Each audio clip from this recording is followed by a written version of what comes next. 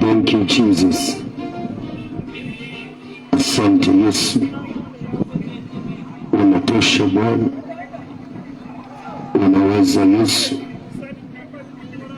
mtakatifu ni wewe Bwana. Thank you, Jesus. Utukufu ni wako Bwana, heshima ni zako Yesu, mamlaka ni yako Bwana. Asante Yesu, asante Jehova. Thank you, Jesus. Unatosha Bwana. Asante Yesu. Basi pendo msikilizaji, mahala pote ulipo, kama sauti inakufikia, ninakusalimu katika jina la Yesu Kristo ambaye ni Bwana na Mwokozi ulimwengu wote, nikiwa na kukaribisha katika neno la Bwana la siku ya leo.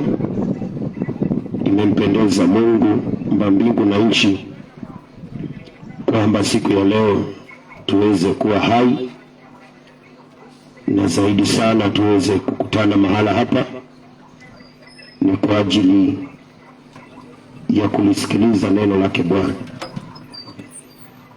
Tunamshukuru Mungu kwa ulinzi wake, uaminifu wake na pia uzuri wake. Kuanzia wiki iliyopita, siku kama ya leo mpaka siku ya leo, Mungu amekuwa mwema, ametuhifadhi katikati ya dunia iliyojaa matatizo. Mungu ametupa nafasi ya kuishi.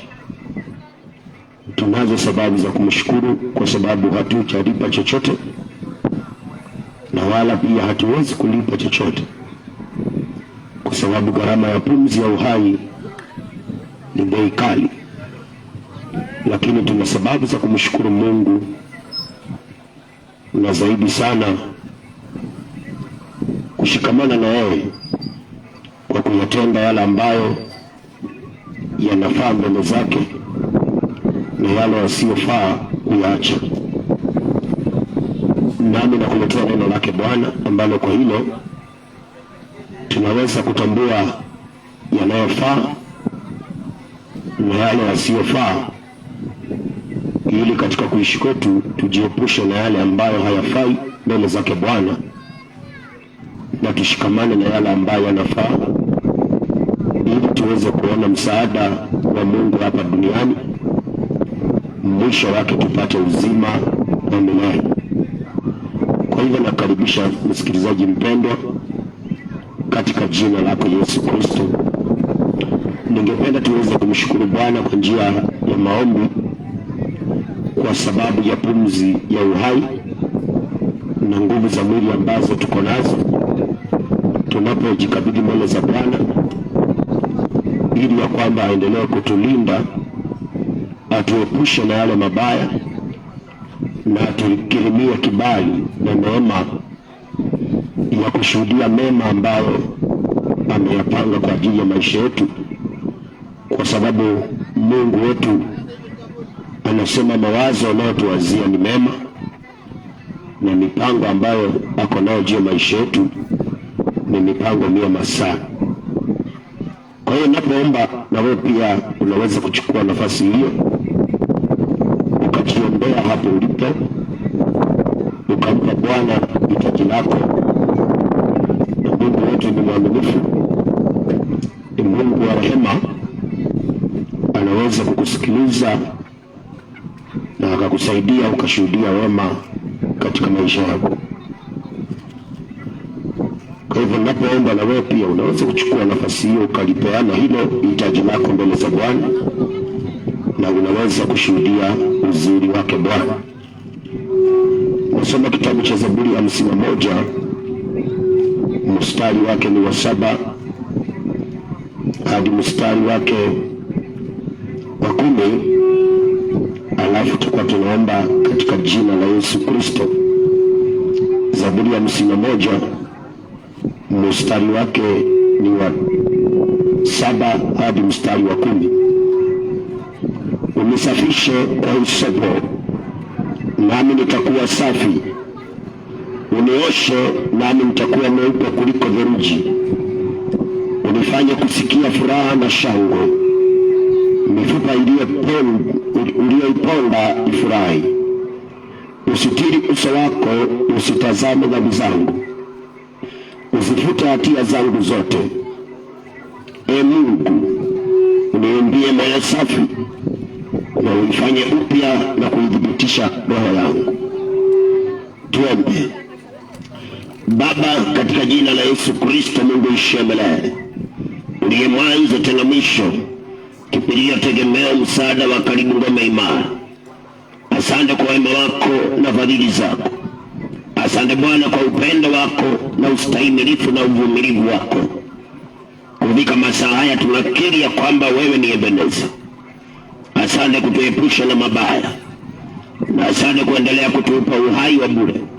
Sifa hizi zote ni zako Jehova, utukufu na heshima ni zako ketie juu. Unastahili, unatosha na unaweza Bwana. Asante kulinda mahali hapa Jehova. Asante kulinda wasikilizaji wote. Asante kwa jioni ya leo iliyo ya baraka na amani. Sifa zote zikurudie El Shaddai. Asante kwa maana mawazo unayotuwazia ni mawazo mema, na mipango uliyo nayo maisha yetu Bwana ni mipango mema. Tunalipa sifa jina lako ketie juu. Tukikiri ya kwamba kama si wewe hatungelikuwa hai siku ya leo. Ndipo tunashuka Bwana Yesu kailelewe. Tunakiria kwamba sisi bila wewe ni bure, hatuwezi lolote wala chochote Bwana. Ndipo Jehova tunajisalimisha mikononi mwako masaa na wakati huu, tukiomba tumsamaha wa dhambi Bwana. Katikati ya mengi tumeyafanya yapo yasiyokupendeza, utusamehe Bwana, ututakase na utusafishe, tupate kimbali machoni pako Jehova, ukatuonekanie, kwa maana uweza na nguvu ni zako Bwana. Mahali hapa Yesu unapoweka mikononi mwako, ukapata wale mahali hapa Jehova, Yesu, tunaomba amani na utulivu. Nakataa mipango yote ya shetani, interruption zote za giza, chochote kimeinuliwa kisiri cha shetani, tunakemea kipate kushindwa katika jina la Yesu. Bwana Yesu, mahali hapa tawala, wote wanaosikiliza ukawatawala. Kila mmoja anahitaji mbele zako Jehova. Wewe ndiye suluhisho la kila jambo. Ninakuinulia kila mmoja ukamwonekanie Jehova, ukamtetee na kumpigania. Mjalie kibali na neema ya kuona ushindi. Chochote ambacho Bwana haujapanga, tunakanusha kipate kushindwa katika jina la Yesu. Baba, tunaomba jioni ya leo ikawe jioni njema, ikawe jioni ya baraka, jioni ya amani, jioni ya utulivu na ushindi. Siku ya leo ikaisha vyema Bwana. Mikasa mikosi Yesu ondoe. Chochote kimepangwa na shetani na watu wake, tunakemea kibali kushindwa katika jina la Yesu. Wacha Bwana mpango wako mwema ukatimie Jehova, na sifa zote zitakurudia Bwana. Tunapoenda kusikiliza neno lako mahali hapa siku ya leo, ninaomba Bwana ukalitumie kama chombo, nikanena yapasayo na yastahilio kwa ajili ya siku ya leo. Atakayesikiliza neno lako Bwana, ninaomba Yesu likambadilishe, likamfanye kuwa mwana katika ufalme. Ninakataa kila nguvu za shetani, nakataa mamlaka ya wapinga Kristo, kila roho ya kuzuia kweli ninaikemea ikapate kushindwa katika jina la Yesu. Bwana Yesu, neno lako likapata makao. Kwa neno lako Bwana ukakomboe, ukaokoe na ukabariki, na sifa zote zitakurudia Jehova. Damu yako ikatakasa na kunena mema. Tunaamini ya kwamba Yesu uko pamoja nasi na unaenda kutenda mema mahali hapa Bwana. Sifa hizi zote ni zako, utukufu na heshima, mamlaka, nguvu na uwezo ni wako Bwana. Umeinuliwa, umetukuzwa na umeabudiwa, Mungu wa Abrahamu, Isaka na Yakobo. Kama vile uishivyo, mapenzi yako pekee yatimie sasa na hata milele, katika jina la Baba na Mwana na Roho Mtakatifu, katika jina la Yesu Kristo tunaomba na hata kuamini. Amen and amen. Hallelujah. Thank you Jesus. Bwana akubariki sana wewe ambaye unatusikiliza masaa kama haya, na wewe ambaye umeunganika nasi katika kumuomba Bwana. Mungu pia akukumbuke na kuonekanie kwa kila jambo na kwa kila hali, kwa utukufu wa jina lake Yesu Kristo. Kukumbusha tena ya kwamba Mungu aliyekutunza na kukulinda mpaka masaa haya na kupenda sana. Mawazo ambayo wanakuwazia ni mawazo mema kabisa. Mipango ambayo anayojua maisha yako ni mipango mema sana. Ndio maana uko hai siku ya leo. Kwa hiyo ni vizuri kumtumaini Mungu, kumwamini yeye, na pia kukubali kumtumikia. Yale ambayo unajua hayafai, usikubali kuyashiriki. Ni vizuri kuyaepuka ili ukayashike yale ambayo yanafaa, ndiposa uweze kuona msaada wake Bwana. Yesu ndiye njia, kweli na uzima. Amwaminie Mwana ana uzima wa milele, na yule asiyemwamini Mwana ghadhabu ya Mungu inamkalia. Jioni ya leo unapotusikiliza, kama unasikia na hujaokoka, kwa upande mbaya sana, unahitaji kumkubali Yesu Kristo awe Bwana na Mwokozi wako. Hapo ndipo kuna ushindi, na hapo ndipo kuna baraka, amani na hata uzima wa milele. Kwa hivyo kama unatusikiliza na hujaokoka, tunakusihi kwa huruma zake Bwana umkubali Bwana Yesu Kristo awe Bwana na Mwokozi wako. Maisha bila Yesu ni kama tawi bila mti. Tawi likishaondoka kwenye mti haliwezi kusaidika kwa lolote, wala halina matumaini ya kesho. Tawi likishatolewa kwa mti linangojea kunyauka, halafu litakusanywa kama takataka na litatupwa motoni, na tawi litakuwa ndio mwisho wake. Sasa ukimkataa Yesu, maisha yako yatafananishwa na tawi limetolewa kwenye mti. Yesu anasema 15 Mathayo, linakanyagwa na watu, halafu linakusanywa na linateketezwa motoni. Sikubali kuwa mmoja wao. Yes. Mpe Yesu nafasi awe Bwana na Mwokozi wako. Amen. Na sio pesa unalipa. Yes. Nikusikia utasikia tu. Ndio. Na uamini kwa moyo wako. Amen. Uhesabiwe haki. Yes.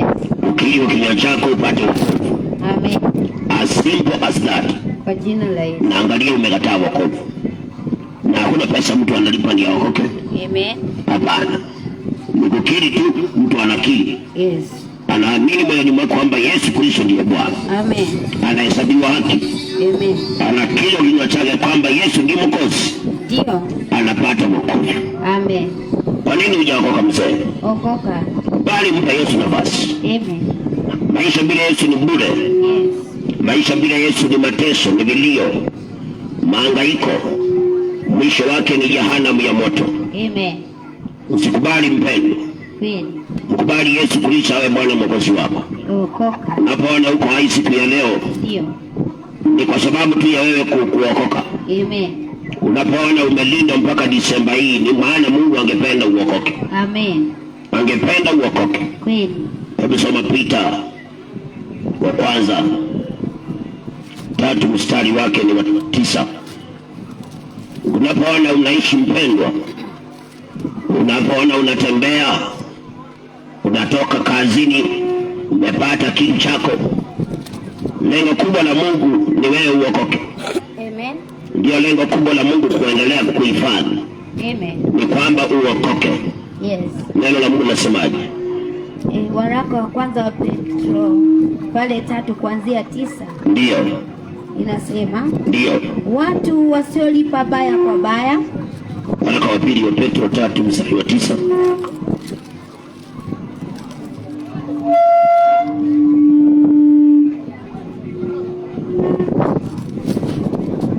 Waraka wa pili wa Petro 3 mstari wa 9.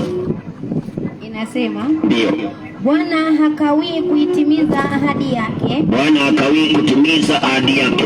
Kama wengine wanavyokudhani. Kama wengine wanavyodhani. Kukawia. Ni kwamba Mungu anakawia. Bali huvumilia kweli. Lakini Mungu anavumilia kwetu. Maana hapendi mtu yeyote apotee. Hapendi mtu yeyote apotee. Bali wote wafikirie toba. Lakini Mungu angependa watu wote wafike kutubu na kuokoka. Amen. Kwa hivyo unapoona uko hai ni kwa sababu Mungu angependa utubu. Amen. Na uweze kuokoka. Kwa jina la Yesu. Ndio maana uko hai. Ndio. Sasa ni hasara kama wewe unawekwa hai uokoke. Yes. Na wewe unakataa wokovu. Amen. Unawekwa hai ili utubu uokoke. Amen. Na wewe hujakubali kuokoka. Kweli. Ni hasara kubwa. Amen. Kwa hiyo mtu wa Mungu, mpe Yesu nafasi. Amen. Mkubali Yesu Kristo awe Bwana na Mwokozi wako. Amen. Mungu anasema hakawii kutimiza ahadi yake ya kumaliza dunia hii. Amen. Lakini yeye anatuvumilia. Kweli. Kwa sababu anasema hapendi mtu yeyote apotee. Amen. Lakini angependa watu wote wafikie kutubu. Yes. Mungu angependa watu wote wafikie kutubu. Amen. Sasa mpende msikilizaji, mkubali Yesu. Ndio. Sababu ya wewe kuwa hai ni ili uokoke. Haujakuwa hai kwa sababu ya kazi. Kazi ni baadaye. Haujawekwa hai kwa sababu ya maisha. Maisha ni ya baadaye. Lakini cha muhimu sana cha wewe kuwa hai siku ya leo ni kwa ili umkubali Yesu Kristo awe Bwana na Mwokozi wako. Anasema hapendi mtu yeyote apotee, lakini angependa watu wote wafikie kutubu. Mungu ambaye amekuamsha, amekulinda mpaka leo, amekupa kibali na nafasi ya kuishi kufika masaa na wakati kama huu, anasema yeye anavumilia kwa sababu hapendi mtu yeyote apotee, lakini angependa watu wote watubu ili waokoke. Na yeye anasema alipenda ulimwengu, ndio akamtoa mwanawe pekee, ili kila mtu amwaminie asipotee, bali awe na uzima wa milele. Amen. Mungu angependa kila mtu amwamini Yesu Kristo. Haleluya. Kila mtu aweze kutubu na kuokoka, ili asiwepo wa kupotea. Kwa sababu Mungu anapenda, anasema hapendi mtu yeyote apotee. Amen. Sasa na wewe usipende kupotea. Kweli. Mungu aliyekupa uhai mpaka Disemba anasema hapendi upotee. Amen. Anakuvumilia ili ukatubu. Yes. Uokoke, mkubali Yesu. Katika jina. Na mwaminie Bwana ana uzima wa milele. Amen. Asiyemwamini Bwana anakaliwa na ghadhabu. Amen. Na kama Mungu anakuhurumia, anakupa uhai, anakupa mazuri, anakusaidia unaenda kazini na rudi. Yes. Na lengo lake anataka uokoke na wewe uokoke. Kweli. Sasa kutakuwa na nini? Amen. Mtu anapopewa nafasi na anakataa wokovu, anaweka akiba ya nini maishani mwake? Kweli. Kitabu cha Warumi 2 mstari wake ni 4. Amen. Mungu anakupa uhai, anakupa nguvu za kutembea, nguvu za kufanya kazi, anakupa uwezo, anakujalia unapata pesa za kujimudu kimaisha. Lakini anasema haya yote lengo kubwa ni ili ya kwamba uokoke. Amen.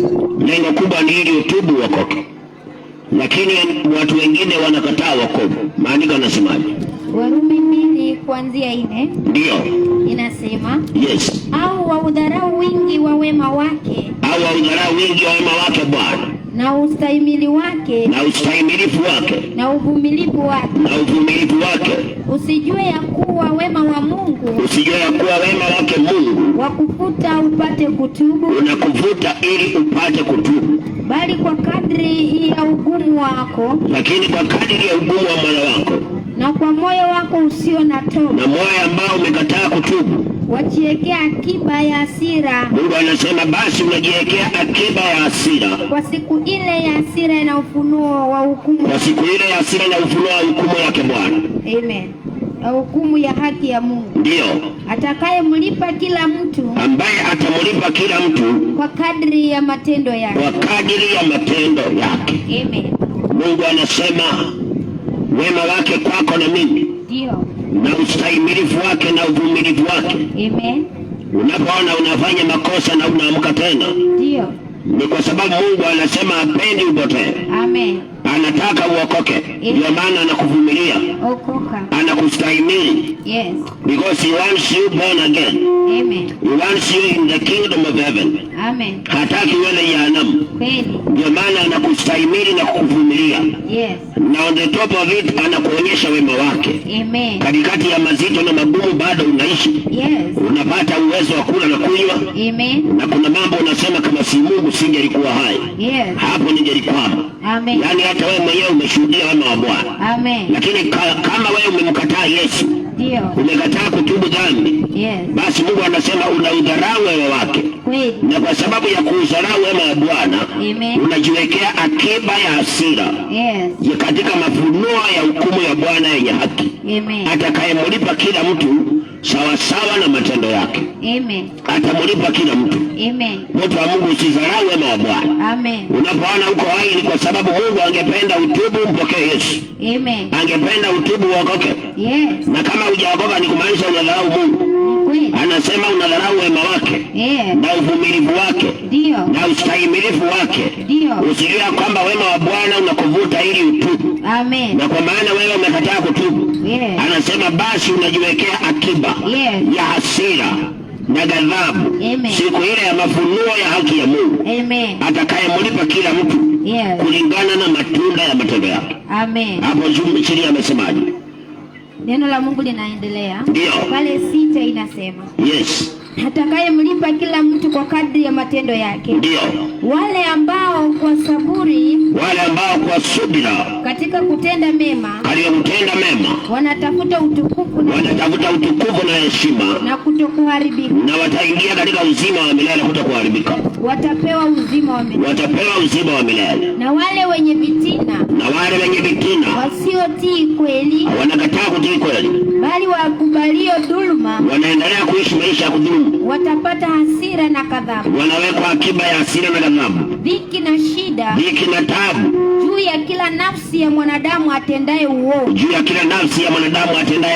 Myahudi kwanza na aliyeokoka kwanza na asiyeokoka wa pili. Bali utukufu na heshima na amani kwa kila mtu atendaye mema.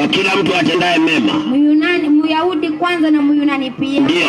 Kwa maana hakuna upendeleo kwa Mungu. Hapana upendeleo kwa Mungu. Mtu wa Mungu, Mungu hana upendeleo. Amen. Lakini anasema wakati unaishi duniani, yes, kuna akiba unajiwekea. Amen. Ukiishi kwa kukataa wokovu, ndio unaendelea kuishi kwa ufisadi wako mwenyewe. Amen. Mungu anasema unajiwekea akiba ya hasira na ghadhabu na taabu na dhiki juu ya nafsi yako mwenyewe. Amen. Anasema ukikubali kutenda mema, amen, na uwe na subira ya kutenda mema, kweli, umkubali Yesu awe Bwana na Mwokozi wako, amen, anasema unajiwekea akiba, yes, ya utukufu na heshima, amen, na kutokuharibika, alafu ni uzima wa milele. Amen. Na anasema Mungu hana upendeleo. Mtu wa Mungu, jioni ya leo Yesu anakuita mkubali, umfanye kuwa Bwana na Mwokozi wako. Amen. Yesu ndiye njia, kweli na uzima. Uko hai ili uokoke. Ukikataa kuokoka umemdharau Mungu. Ndio. Na mtu aliyemdharau Mungu hawezi barikiwa. Amen. Mtu aliyemdharau Mungu tunaambiwa ni dhiki na taabu. Amen. Unaweza kusema mimi simdharau Mungu. Lakini kama hujamkiri Yesu kuwa Bwana na Mwokozi wako, yes, umeshamdharau Mungu. Amen. Umemdharau. Sasa wewe huwezi kuona mema, na mwisho wako ni dhiki na taabu, vilio na mahangaiko, mpaka mwisho wake jehanamu ya moto. Amen. Usikubali mpendwa. Yes. Ndio jioni ya leo tuko hapa. Yes. Tunakuletea neno lake Bwana wetu Yesu Kristo. Ndio. Malengo kubwa ni kwamba uchunguze njia zako na usijaribu. Ufanye haraka utubu na kumrudia Bwana. Amen. Sasa watu ni wawili duniani. Ndio. Kuna mtu anajiwekea akiba ya hasira na ghadhabu, yes, dhiki na shida. Amen. Na kuna mtu anajiwekea akiba ya heshima na utukufu. Amen. Na kutokuharibika, uzima wa milele. Yes. Wewe hivi ulivyo na hayo unayofanya, yes, unajiwekea akiba ya nini? Amen. Huko ulikotoka wewe, yes, yale uliyofanya kule, ndio, unajiwekea akiba ya nini mbele za Bwana? Amen. Huko unakoenda saa hii, ndio, yale mambo unaenda kufanya, yes, unajiwekea akiba ya nini? Amen. Ni vizuri mpenda kufikiria. Yes. Na Mungu anasema hana upendeleo. Hana. Yeye huwa anamlipa kila mtu kulingana na matendo yake. Amen. Astahilie mema anapewa mema. Amen. Na astahilie mabaya anapewa mabaya. Amen. Kwa sababu Mungu anasema yeye hadhihakiwi. Yes. Kile wewe unapanda ndio unavuna. Amen. Kile wewe unaweka ndio unakutana nacho. Amen. Kwa hiyo mpenda, ni vizuri kuwa maangalifu, uchunguze njia zako. Yes. Na usijaribu, na mkubali Yesu Kristo awe Bwana na Mwokozi wako. Amen. Usiendelee kumdharau Mungu. Yes. Ni vizuri kumheshimu Mungu na kukubali upendo aliyokupenda nao. Amen. Akaudhihirisha msalabani Kalvari. Yes. Akamtoa mwanawe pekee ili wewe na mimi tuokoke. Amen. Tusiwe miongoni mwa wale wanaelekea dhiki na taabu na hasira na hukumu ya Bwana. Amen. Lakini tuwe miongoni mwa wale ambao wanaingia katika utukufu na heshima na kutokuharibika. Yes. Mwisho wake ni uzima wa milele. Haleluya. Bwana Yesu akusaidie sana mpendwa. Amen. Utoke ndani ya giza, umkubali Yesu. Amen. Ukumpe Yesu nafasi awe Bwana na Mwokozi wako. Amen. Maana hapo ndipo kuna ushindi. Amen. Nje ya Yesu Kristo mpendwa hamna ushindi. Hakuna. Maana pia duniani kunaye shetani ambaye ndiye mshtaki wa wanadamu wote. Amen. Ukimkataa Yesu utamshindaje shetani? Huwezi kumshinda shetani. Unamhitaji Yesu Kristo ili uweze kumshinda shetani. Umkubali Kristo Yesu awe Bwana na Mwokozi wako, ndiposa uweze kumshinda shetani. Amen. Kwa sababu nje ya Kristo hakuna ushindi. Maana Yesu pekee ndiye aliyemshinda shetani. Hakuna mwingine aliyemshinda. Na sisi tunaambia tutamshinda pia shetani kwa sababu ya ushuhuda wa Kristo Yesu. Amen. Na kwa damu ya Yesu Kristo. Haleluya. Kwa hiyo nakuonea huruma wewe ambaye hujamkubali Yesu. Amen. Kwa maana sasa wewe ni mpira wa shetani. Yaani wewe ni kitoweo cha shetani. Amen. Atakukaranga vizuri mpaka jehanamu. Mpe Yesu nafasi. Mkubali Yesu Kristo. Silaha moja ya kumshinda shetani wa Efeso 6 anasema ni chepeo ya wokovu. Amen. Ndio silaha moja ya kumshinda shetani. Ndio. Unapokubali Yesu Kristo kwa Bwana Mwokozi wako, yes, sasa wewe utamshinda shetani. Amen. Lakini umemkataa Yesu. Mwingine anasema nitaokoka siku moja. Utateswa na shetani mpaka jehanamu. Ati kila mtu ana siku yake. Siku yangu ya wokovu ikifika nitaokoka. Amen. Hakuna mtu akona siku yake. Yes. Mungu anasema leo ndio siku ya wokovu. Amen. Soma kitabu cha Korintho wa pili 6 mstari wa kwanza usikie. Amen. Hakuna kusema hadi siku yangu itafika niokoke. Ndio. Hiyo ni kiburi ya uzima. Yes. Ndio unakufanyaga unasema hivyo. Amen. Siku ya wokovu ni leo. Ni leo. Usiseme kila mtu ana siku yake. Amen. Kila mtu ana siku yake ya kubadilika. Uongo wako ni kiburi cha uzima. Wacha kumdharau Mungu. Amen. Soma neno la Bwana. Wakorintho wa pili 6 kuanzia 1. Ndio. Nasi tukitenda kazi pamoja na Kristo, twawasihi msipokee neema ya Mungu bure. Kwa maana Mungu anasema, wakati uliokubalika nilikusikia, siku ya wokovu nilikusaidia. Tazama, wakati uliokubalika ndio sasa. Tazama, siku ya wokovu ndio sasa. Amen. Kuna siku yako. Amen. Wakati wa wokovu ndio sasa. Siku ya wokovu ndio sasa. Kwa jina la Yesu. Si kuna siku yako ya kuokoka. Amen. Ati kuna siku nitakuja kuokoka. Kila mtu ana siku yake ya kubadilika. Hiyo ni kiburi cha uzima na ni madhao ya juu kwa Mungu wako. Anakuambia saa ya wokovu ndio sasa. Amen. Siku ya wokovu ni leo. Yes. Kwa hiyo mpenda, usiendelee kumwazika. Amen. Na kuzidi kumdharau Mungu anayekuhifadhi ili uokoke. Amen. Na wewe unaendelea kukataa wokovu. Utakuwa upande ule wa dhiki na taabu na mwisho jehanamu. Usikubali. Kubali kumpa Yesu nafasi. Amen. Awe Bwana na Mwokozi wako. Amen. Na hapo ndipo kuna mwanzo wa ushindi. Yes. Hapo ndipo kuna utukufu. Amen. Hapo ndipo kuna ladha ya maisha. Ndani ya Kristo Yesu. Amen. Anasema njooni kwangu nyote mnaolemewa na kusumbuka na mzigo. Amen. Na mkijifunza kwangu, anasema mtapata raha na mzigo wenu. Hakuna raha kwingine. Ndio. Ni kwa ndani ya Yesu Kristo. Amen. Kama hauna Yesu, yani shetani anakubandika tu na kukubandua mateso. Ni kweli. Ni kukukaranga tu kama mandazi kwenye karai. Unapenduliwa tu na shetani huku na kule. Amen. Mpaka siku moja anakuambia jiue.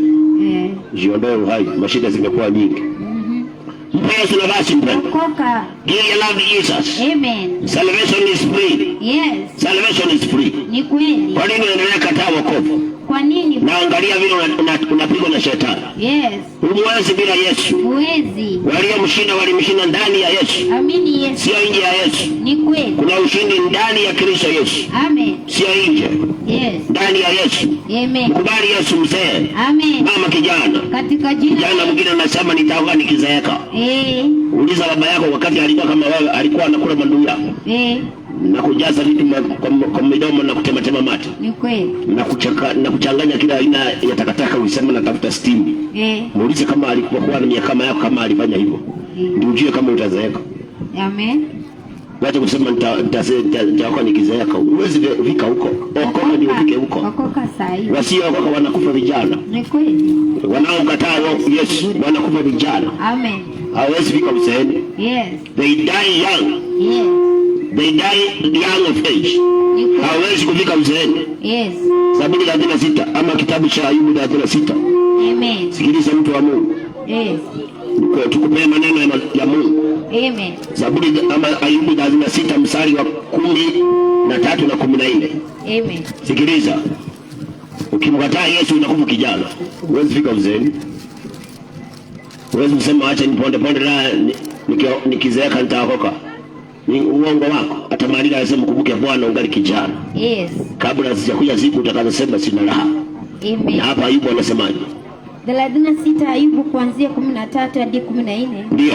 Lakini hao wasiomcha Mungu, wale wanakataa kumcha Mungu, mioyoni kujiwekea hasira, wanajiwekea hasira, hawalilii msaada hapo, hawana msaada wakati wanapata mateso, hawafungapo. Ndio. Hao hufa, wanakufa wakali vijana, wakiwa wangali vijana, na uhai wao huangamia katikati ya wachafu. Amen. Watu wanaomkataa Yesu, anasema hata wakikamatwa na shida hawana pa kukimbilia. Amen. Ndio maana amesema ukimkataa Yesu ni dhiki, kweli ni taabu. Kwa maana hata ukiteseka hauna wa kukimbilia. Amen. Kwa sababu umemkataa Yesu. Na anasema utakufa ungali kijana. Yes. Na uhai wako utakuwa miongoni mwa wale wachafu. Kweli. Hauwezi kutajwa kwa miongoni mwa watakatifu wa Bwana. Amen. Hata kama watakuzika na kimsalaba waekelea kwa kaburi, kama ulimkataa Yesu wewe uko miongoni mwa wachafu. Ni kweli. Hata kama watakufanyia misa kwenye ibada ya mazishi, mwisho wake mpendo, kama hukuokoka ni jehanamu tu. Amen. Uhai wako huwezi kuwa miongoni mwa wasafi. unakuwa miongoni mwa wachafu. Okoka kijana, ujana ni moshi, ukienda urudi, lakini matunda yake yanakuwa permanent. Matunda ya ujana ni permanent, lakini ujana ukienda huwezi rudi. Sasa mkubali Yesu awe Bwana na Mwokozi wako. Usikandalie kukaa mbali na Yesu. Na usiseme kuna siku moja nitaokoka. Amesema siku ya wokovu ni sasa. Yaani wakati uliokubalika ni leo. Mkubali Yesu Kristo. Amekuvumilia ili utubu wokoke. Amekupa uhai ili utubu wokoke. Amekuhifadhi ili utubu wokoke. Hajakuhifadhi uendelee kukaa mbali na yeye. Amekuhifadhi ili uokoke. Na ukikataa wokovu anasema utakuwa mtu ambaye mateso yatakujaa na utakosa pa kukimbilia. Na zaidi amesema ya kwamba kama ni kifo utakufa kuwa ngali kijana, yani imachua. Alafu uhai wako hautatajwa kwa miongoni mwa watakatifu. Mpe Yesu nafasi. Kubali Yesu mpe. Awe Bwana na Mwokozi wako. Ni kwa nini hujaokoka? Nini hicho umeshikilia ambacho kinakufanya hujaokoka? Kina umuhimu gani? Kina umelele gani? Hicho ambacho umeshikilia ambacho kimekufanya hujaokoka kina umuhimu gani? Na kina umelele gani? Usikendelee kukaa mbali na Yesu. Mkubali Yesu Kristo awe Bwana na Mwokozi wako. Na hapo ndipo kuna ushindi. Hapo ndipo kuna uzuri. Hapo ndio unatimiza miaka yako katika furaha na amani. Amesema wale wanaomkubali Yesu wanajiwekea akiba ya utukufu, heshima na kutokuharibika. Mwisho watapata uzima wa milele. Ukimkataa Yesu mpendwa, hata kama una kazi nzuri, wewe ni mtu wa kuteseka tu. Yaani dhiki na taabu viko mbele yako. Ukimkataa Yesu hata kama umesoma sana, mbele yako mpendwa ni dhiki na taabu. Ukimkataa Yesu hata kama unafanya kwa serikali, wamekupa cheo kwenye serikali ya Kenya, kama umekataa Yesu anasema mbele yako umejiwekea akiba ya dhiki na taabu na shida. Mwisho wake ni jehanamu ya moto. Mpe Yesu nafasi mpendwa. Jesus is the way, the truth and the life, and the joy is in the cross. Hakuna furaha kwingine mpendwa. Furaha iko ndani ya Yesu, amani iko ndani ya Yesu, ushindi uko ndani ya Yesu, na uzima uko ndani ya Yesu. Kingi ya Yesu ni mauti, ni kupigwa na shetani, ni bandika bandua mateso, ukitoa hili na kuja hili mpaka jehanamu ya moto. Kwa nini uhangaika hivyo? Usikubali kwa Yesu uokoke. Akupe uzima wa milele. Na anasema yeye ni Mungu wa huruma. Wewe ungame tu dhambi yako. Ungame tu dhambi yako. Na yeye atakusaidia. Atakupokea, atakupa nafasi ya kufanyika Bwana katika ufalme wake. Na utahesabia miongoni wa wale ambao ni watakatifu wa Bwana. Hautahesabia miongoni mwa wachafu, miongoni mwa waovu. Ukimkubali Yesu unahesabia miongoni mwa watakatifu wa Bwana. Kwa sababu kila Yesu anaokoa miongoni mwa wale watakatifu wa Bwana. Anatolewa miongoni mwa wachafu. Sasa wewe unanisikiliza hivi? Mungu amekuhesabu miongoni mwa wachafu ama watakatifu? Jichunguze. Hivyo ulivyo. Hivyo ulivyo wewe mzee. Kijana, Mungu anakuhesabu miongoni mwa wachafu ama watakatifu? Fikiria. Mungu anakuhesabu miongoni mwa kinani? Anakuhesabu miongoni mwa wachafu ama watakatifu? Tafakari kwa Mungu. Hivyo ulivyo, haya unayoyafanya huko ulikotoka wewe, Mungu anakuhesabu miongoni mwa wachafu au watakatifu. Jifikirie. Jiulize. Na ufanye haraka mpendwa. Usiendelee kupotea. Mpe Yesu nafasi. Awe Bwana na Mwokozi wako. Na hapo ndipo kutakuwa na ushindi. Hakuna mwingine, kuna ushindi. Mwenye masikio na asikia haya. Ulikuwa ni utangulizi tu. Kuonyesha umuhimu wa wokovu na pia madhara ya kumkataa Yesu. Sasa siku ya leo naomba unisikilize kwa makini kabisa. Nikupe neno lake Bwana kwa siku ya leo tena kwa jina la Yesu Kristo. Na siku ya leo naongea kitu kinaitwa msamaha. Naongea kuhusu kitu kinaitwa msamaha. Mwaka ni kuisha unaisha. Mathayo 5 mstari wake ni wa 8 anasemaje? Sikiliza maneno ya Mungu. Naongea kuhusu msamaha. Ungependa kuona Mungu akikusaidia kwa maisha yako? Ungependa kuona Mungu akikutetea? Sasa sikiliza kwa makini. Amen. Unatamani kuona Mungu maishani mwako? Ndio. Neno la Mungu nasemaje? Mathayo 5:8. Ndio. Heri wenye moyo safi. Heri wenye moyo safi. Maana hao watamuona Mungu. Maana hao watamuona Mungu. Amen. Heri wenye moyo safi. Yes. Maana hao watamuona Mungu. Amen. Maandiko yanasema heri wenye moyo safi. Yes. Maana hao ndio watamuona Mungu. Amen. Jioni ya leo moyo wako ni msafi kweli? Tujichunguze. Unatamani kumuona Mungu? Yes. Unatamani kuona ushindi? Unatamani kuona mema? Lakini Mungu anasema heri wenye moyo safi. Amen. Maana hao ndio watakaomuona Mungu. Amen. Na kama kuna kitu ambacho kinaondoa usafi ndani ya moyo, yes, ni kubebana watu ndani ya moyo wako. Ni kweli. Ni kuweka watu ndani ya moyo. Amen. Ni kuweka uadui ndani ya moyo. Kweli. Ni kutokusamea ambako unaweka ndani yako. Ni kweli. Ndio kunafanya moyo wako unakuwa sio msafi mbele za Mungu. Amen. Wakati umekataa kusamea watu, yes, moyo wako sio msafi. Yes. Moyo wako ni mchafu. Amen. Na wakati umekataa kusamea watu, ndio, hata kama kanisani unaenda, Mungu hakujui. Kweli. Wakati unakataa kusamea watu, amen, hata kama unatoa fungu la 10 na sadaka, Mungu hakutambui. Kweli kabisa. Wakati unakataa kusamea watu, amen, hata kama unakesha na kufunga, Mungu hakutambui. Amen. Hakujui kwa sababu moyo wako sio msafi. Kweli. Moyo wako ni mchafu. Ndio. Na Yesu alipoulizwa amri kubwa ni gani? Yes. Alisema mpende Bwana Mungu wako, yes, kwa moyo wako wote. Yes. Kwa hiyo ukikosa kusamea watu, yes, moyo wako wote hauko kwa Mungu. Hauko. Kwa hiyo Mungu huwezi kumuona. Ndio. Na siku tunazoishi, yes, watu wanatawaliwa na kitu kinaitwa uadui. Amen. Watu wameweka uadui ndani yao. Amen. Yaani kuna wengine wanasema grudge. Watu wameweka hizo ndani ya mioyo yao. Amen. Wamekataa kusamea. Wamekataa kutoa watu ndani ya mioyo yao. Amen. Wamewabeba watu ndani ya mioyo yao. Yes. Mwaka ni kuisha, unaisha mpendwa. Ndio. Ni nani huyo ambaye umembeba ndani ya moyo wako? Kweli. Unahitaji kumuondoa, usamee, uondoe. Ndio na wewe utaona msaada wa Bwana. Amen. Ndio utaona Mungu kwa maisha yako. Amen. Lakini ukibeba mtu ndani ya moyo wako, yes, basi ujue hata Mungu hawezi kukubali. Kweli. Hawezi kukaa karibu na wewe. Amen. Ukiwa umebeba mtu ndani ya moyo wako. Amen. Ukiwa umeweka mtu ndani ya moyo, yes, Mungu hawezi kukupokea. Amen. Hawezi kukuwa rafiki yako. Yes. Hawezi kuachilia msaada juu ya maisha yako. Yeah. Sasa mpendwa, ni wakati usamee watu. Amen. Ni wakati uondoe watu ambao umefungia moyoni mwako. Yes. Ni kweli walikukosea, lakini ukitaka kuona Mungu, yes, sheria ni moja. Yeah. Wewe wenye moyo safi, yeah, ndio wataona Mungu. Amen. Na wakati hujasamea watu, wewe si mwenye moyo safi. Yes. Wakati umebeba mtu ndani ya moyo, the heart is not clean. Wakati ambapo uko na giraji na mtu, moyo wako sio msafi. Wakati una uadui na mtu, moyo wako sio msafi. Moyo wako ni mchafu. Sasa huwezi kumwona Mungu. Hata ukimtafuta huwezi kumwona. Hata ukimuita hawezi onekana, kwa sababu moyo wako sio msafi. Your heart is not clean. Kwa hiyo mtu wa Mungu, angalia sana, uondoe uchafu ulio ndani ya moyo wako, uweze kuweka moyo wako katika usafi.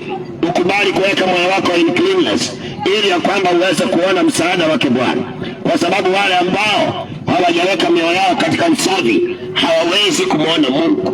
Wale ambao hawajafungua roho zao wakasamea watu hawawezi kumwona Mungu. Mtu wa Mungu, samea watu. Amen.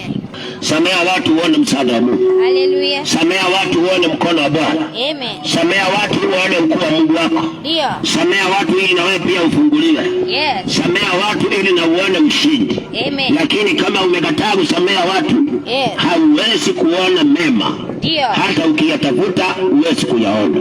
Amen. Hata ukijituma sana, kama umebeba watu ndani ya moyo, hauwezi kuyaona mpendwa. Amen. Na kuna lazima wewe ya kwamba, yeah, kama unatamani kuona Mungu, yes, kila kitu hufanyika na kusudi.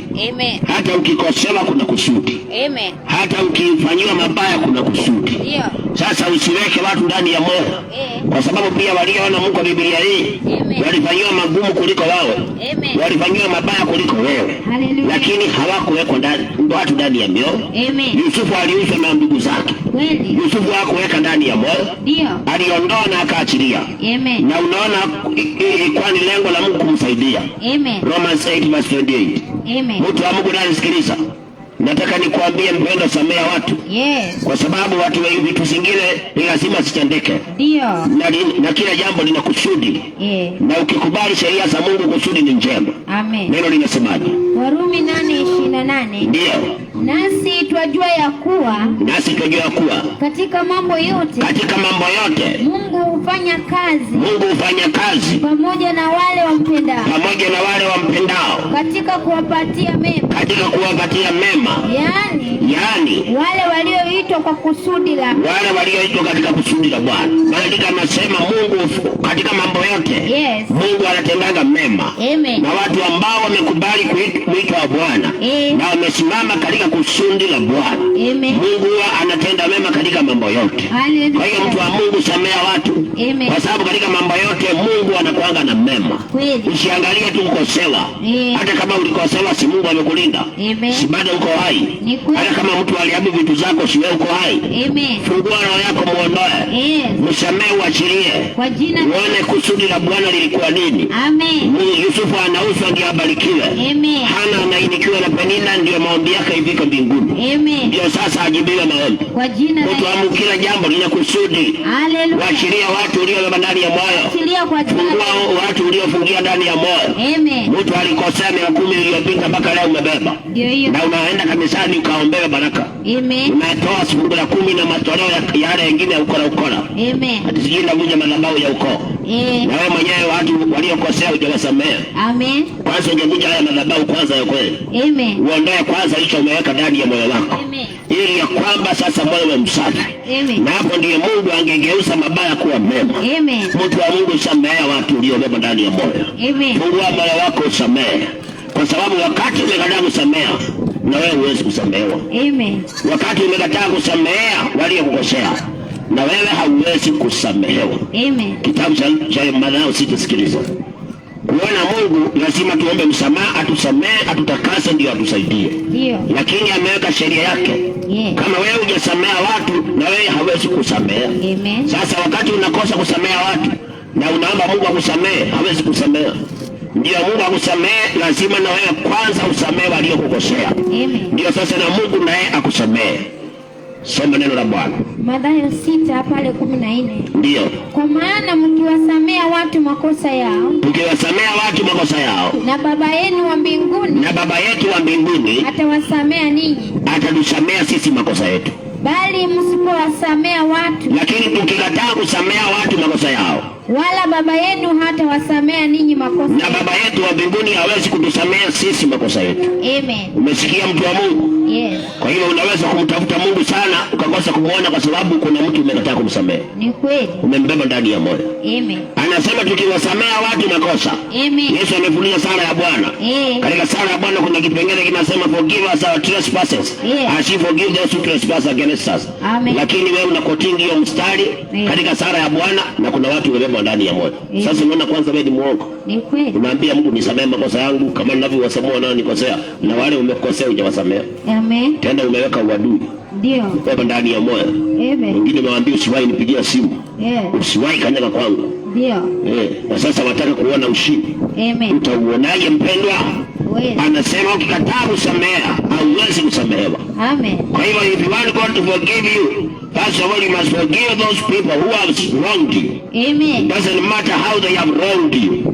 Haijalishi wamekukoseaje, lakini unastahili kusamehea.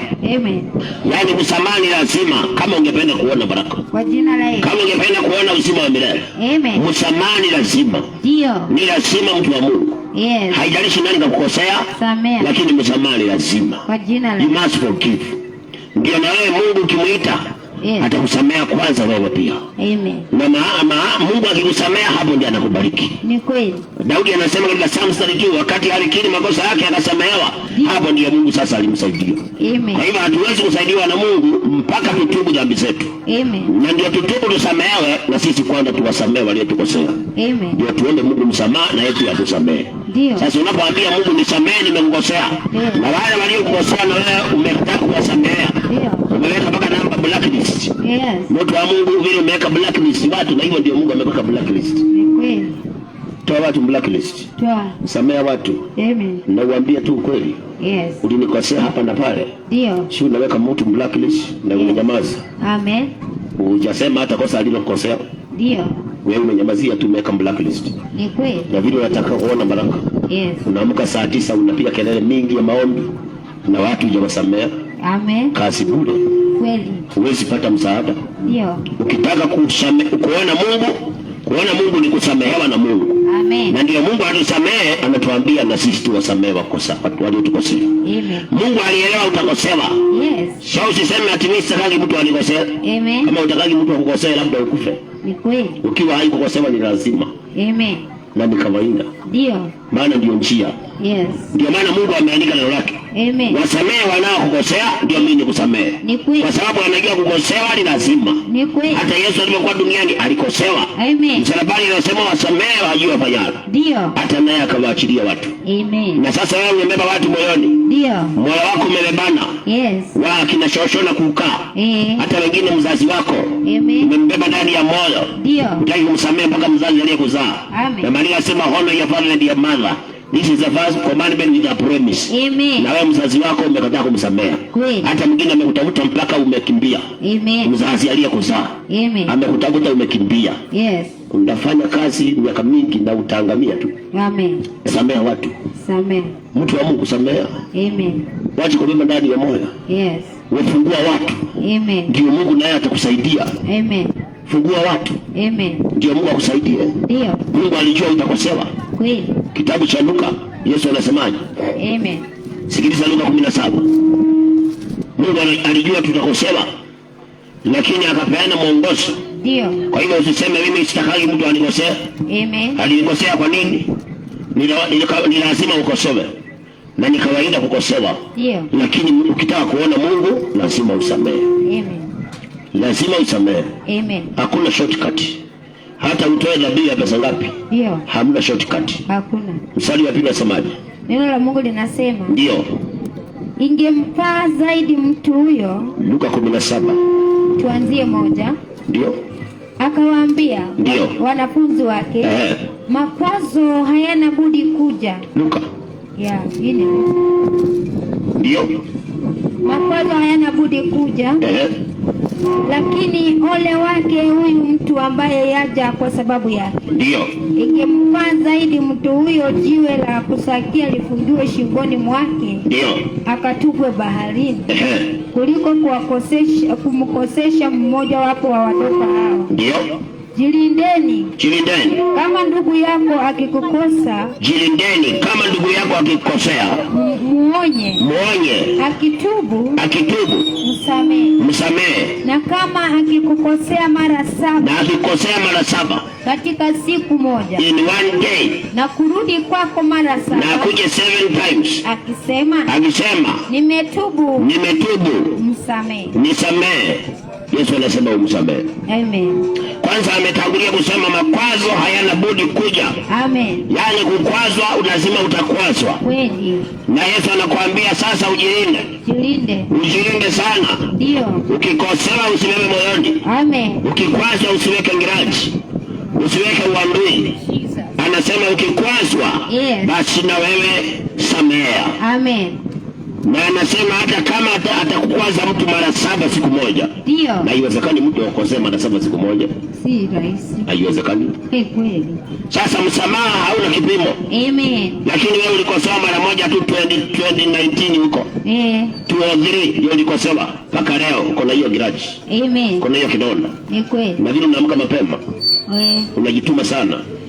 Na umekataa kusamea watu. Ndio. Utabarikiwaje? Heri wenye moyo safi watamuona Mungu. Amen. Heri wenye moyo safi. Amen. Watamuona Mungu. Yes. Yesu anasema kukwazwa lazima kutatokea. Ndio. Unaweza kukwazwa hata na mtu wa karibu na wewe. Ndio. Mtu aliyemwamini na kumjua sana kama ni mtu mzuri. Yes. Lakini anaweza fika mahali ya kufanyia jambo la kukwaza. Amen. Yesu anasema jilinde. Yes. Kwa sababu inawezekana hapo ndio shetani atakufungia. Amen. Na watu wengi shetani amewafunga sababu walipokwazwa walifungua mlango wa shetani. Amen. Akapata nafasi ndani yao. Ndio. Sasa shetani alipopata nafasi hawezi kuona ushindi. Amen. Mtu wa Mungu. Yes. Ni nani aliyekukwaza? Amen. Sasa umsamehe ndio ubarikiwe. Amen. Umsamehe ndio uone Mungu. Ndio. Umsamehe ndio uone mema.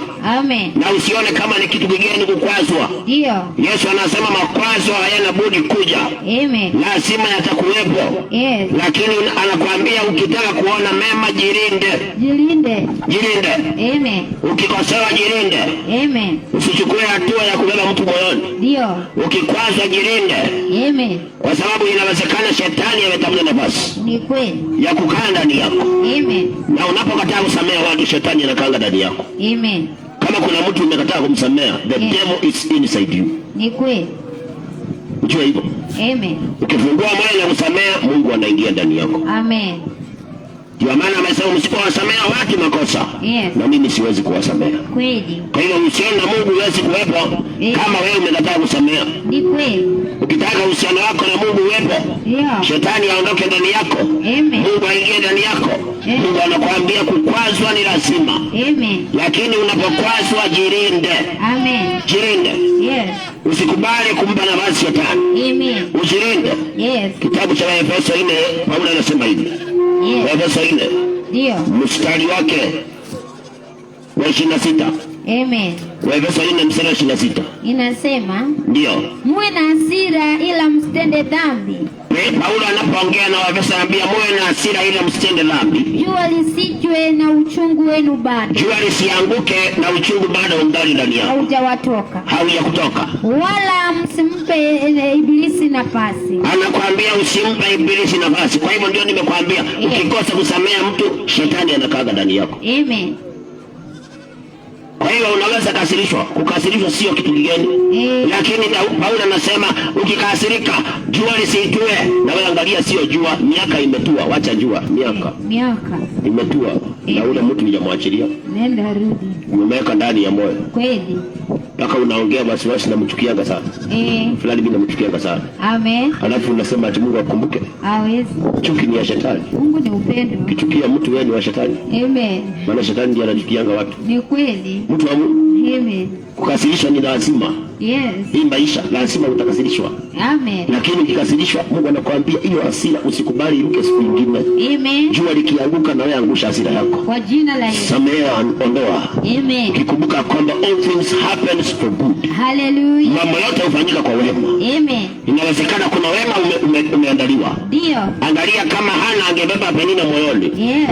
Asingewahi pata msaada. Hakuna sababu. Asingewahi pata Samueli. Yes. Angekufa bila Samueli. Kweli. Lakini kwa sababu alijilinda. Ndio. Hata kama Hana alimchokoraje. Hata kama Penina alimchokora, Hana alijilinda. Amen. Aliondoa Penina ndani ya moyo. Hallelujah. Hakumbeba moyoni mwake. Ndio. Ni nani aliyekasirisha mpendo? Kweli. Kwa nini umembeba moyoni? Achilia. Ukibeba hasira ndani ya moyo kuhusu mtu mwingine aliyekukwaza, umempea shetani nafasi. Kweli. Na Mungu umemfukuza. Amen. Sasa kuona mema ni vigumu. Amen. Kuona ushindi ni vigumu. Amen. Ni nani aliyekasirisha mpendo? Amen. Ilikuwa lazima ukasirishwe. Kweli. Na sana jifikiria na wewe umekasirisha Mungu mara ngapi? Amen. Na angalia Mungu anakupa uhai. Anakulinda baba. Na wewe mtu alikasirisha na ukaweka grudge. Ni kweli. Ukabeba moyoni mwako. Amen. Hata ukimwona yule anageuza sura kama ya Kaini. Ndio. Unataka kuona baba. Ulikuwa unacheka. Amen. Lakini sasa ukimwona fulani aliyekukwaza, sura inabadilika, inakuwa kama ya Kaini. Amen. Unakuja maana. Ndio. Mpaka mwingine anatema mate. Hapo amemwona. Amen.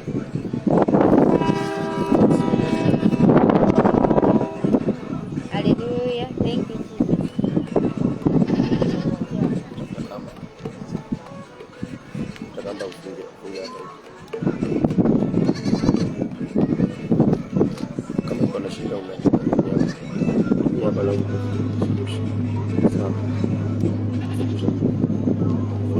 Thank you Jesus. Usipowasamea watu mpendwa, huwezi kumwona Mungu. Usiposamea hakuna ushindi. Hakuna baraka kwa mtu ambaye hajasamea. Na Mungu anakuambia uelewe, kukosewa ni kawaida. Ndio. Kukasirishwa ni kawaida. Amen. Lakini anakuambia jua lisianguke. Na hiyo hasira iko ndani yako. Amen. Ule uchungu haujakutoka, anakuambia usikubali, kwa sababu utampea shetani nafasi. Amen. Na shetani si rafiki yako. Shetani ni mwizi. Ukimpa nafasi anaiba ndoa, anaiba maisha yako mema, anakuacha bankrupt. Amen.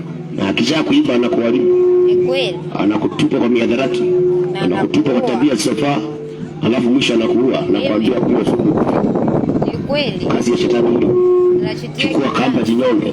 Amen. Nanunua kamba, tunafikiria unafunga kuni, kumbe ni ya kujinyonga. Amen. Kwa sababu ya kumpa shetani nafasi. Amen. Unanunua latilati, tunafikiria ni panya zimekuwa nyingi, kumbe ndio panya ndio wewe. Amen. Hii ni kwa sababu ya kumpa shetani nafasi. Amen. Simpe nafasi shetani mpendo. Yeah. Kwa hivyo yule aliyekukasirisha ni wakati umsamehe, uondoe. Amen. Na useme everything happens for good. Yes. Inawezekana alinikasirisha ndio nisinde hasira nione Mungu. Amen. Kwa hiyo uondoe ndani yako. Ondoa. Na Yesu anasema mtu akikosea, ndio, jirinde sana. Yes. Akikukosea mtu jirinde. Amen. Na anasema ikiwezekana umuelezee. Ndio. Tena kile kinafanya hatusamei watu ni kwa sababu wakitukosea hatusemi. Tunajifanya hatujakosewa. Tumenyamaza. Amen. Na tumeshakosewa. Yes. Ndio sasa tunapata tunakuwa na hukumu wa kusamea. Amen. Na Yesu amesema ujilinde, ukikosewa mwambie aliyekukosea. Amen. Akitubu msamehe. Ndio. Na amesema msamaha hauna kipimo. Amen. Kama atakosea mara 7 siku moja, samea. Kwa jina la Yesu. Maanisha usiwahi sema alinikosea mwezi wa 10, akanikosea mwezi wa 3. Amen. Sijui tena amenikosea, sasa huyo amenichokesha. Yesu amesema mara 7 siku moja. Hiyo yako si mara 7. Haleluya. Sasa uache mambo mengi. Amen. Fungua moyo wako. Amen. Samea waliokukosea. Kwa jina la Yesu. Maandiko yanasema ukikasirika, haleluya, jua lisitue ukiwa ungali na hasira. Amen. Jua lisitue ukiwa ungali na hasira ndani yako. Ndio. Kwa sababu jua likitua ukiwa na hasira, shetani yuko ndani yako. Kwa hivyo watu wale ambao umekosa kuwasamea, umeweka ndani ya moyo, the devil is inside you. Shetani yuko ndani yako. Sasa mpenda, leo mfukuze shetani. Yakobo 4:7 anasema mtii Mungu. Mtii Mungu. Amen. Na umpige shetani. Na shetani atakukimbia. Sasa leo sikia maneno ya Mungu wako. Sikia. Obey the Lord. Usitii mwili wako. Amen. Na usitii watu wanakuambia usimsamehe, achana naye. Amen. Usimsamehe, utateseka bure.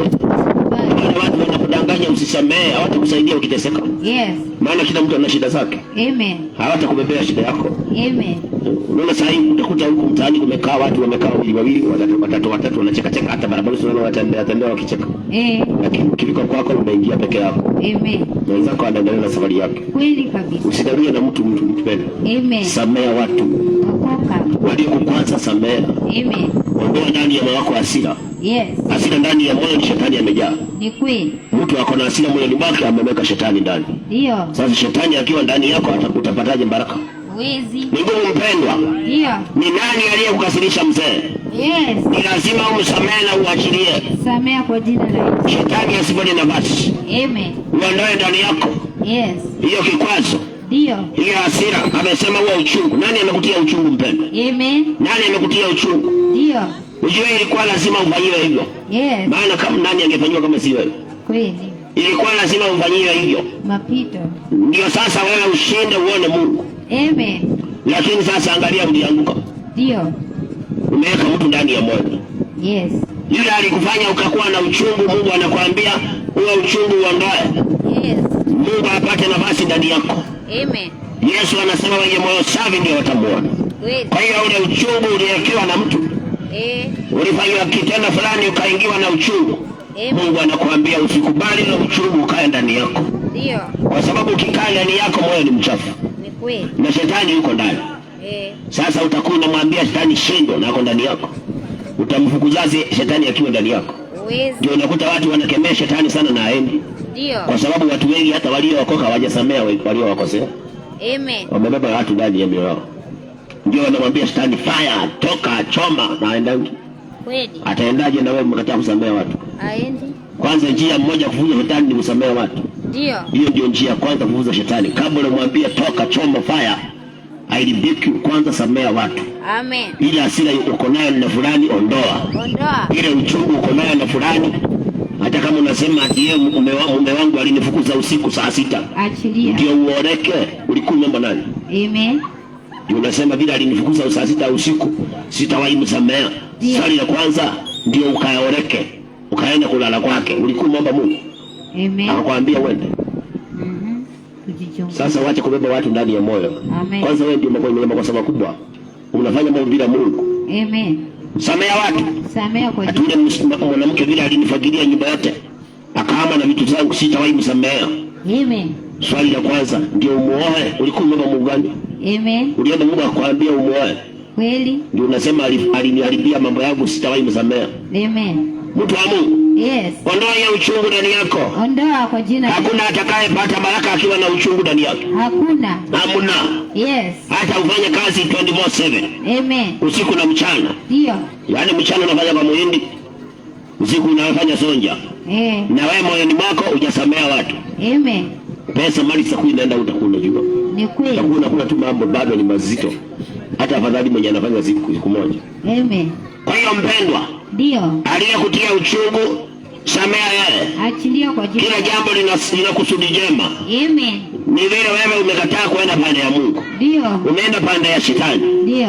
Wakati umekataa kusamea uko pande ya shetani. Kweli. Kwa hiyo kusudi jema la Mungu huwezi kuliona. Ndio. Lakini when you choose to forgive, then you are on the side of God. Yes. Then the purpose of God that is good. Yes. You will see it in your life. Hallelujah. Ndio maana wakati walimuuza Yusufu, maandiko yanasema Mungu aligeuza hiyo story. Amen. What was meant for evil, God turned to the good. Yes. Yusufu amefika Misri, amekuwa mfalme huko. Amen. Amepewa prime minister. Ndio. Kwa sababu Yusufu hakubeba watu ndani ya moyo. Ndio. Aliwasamea.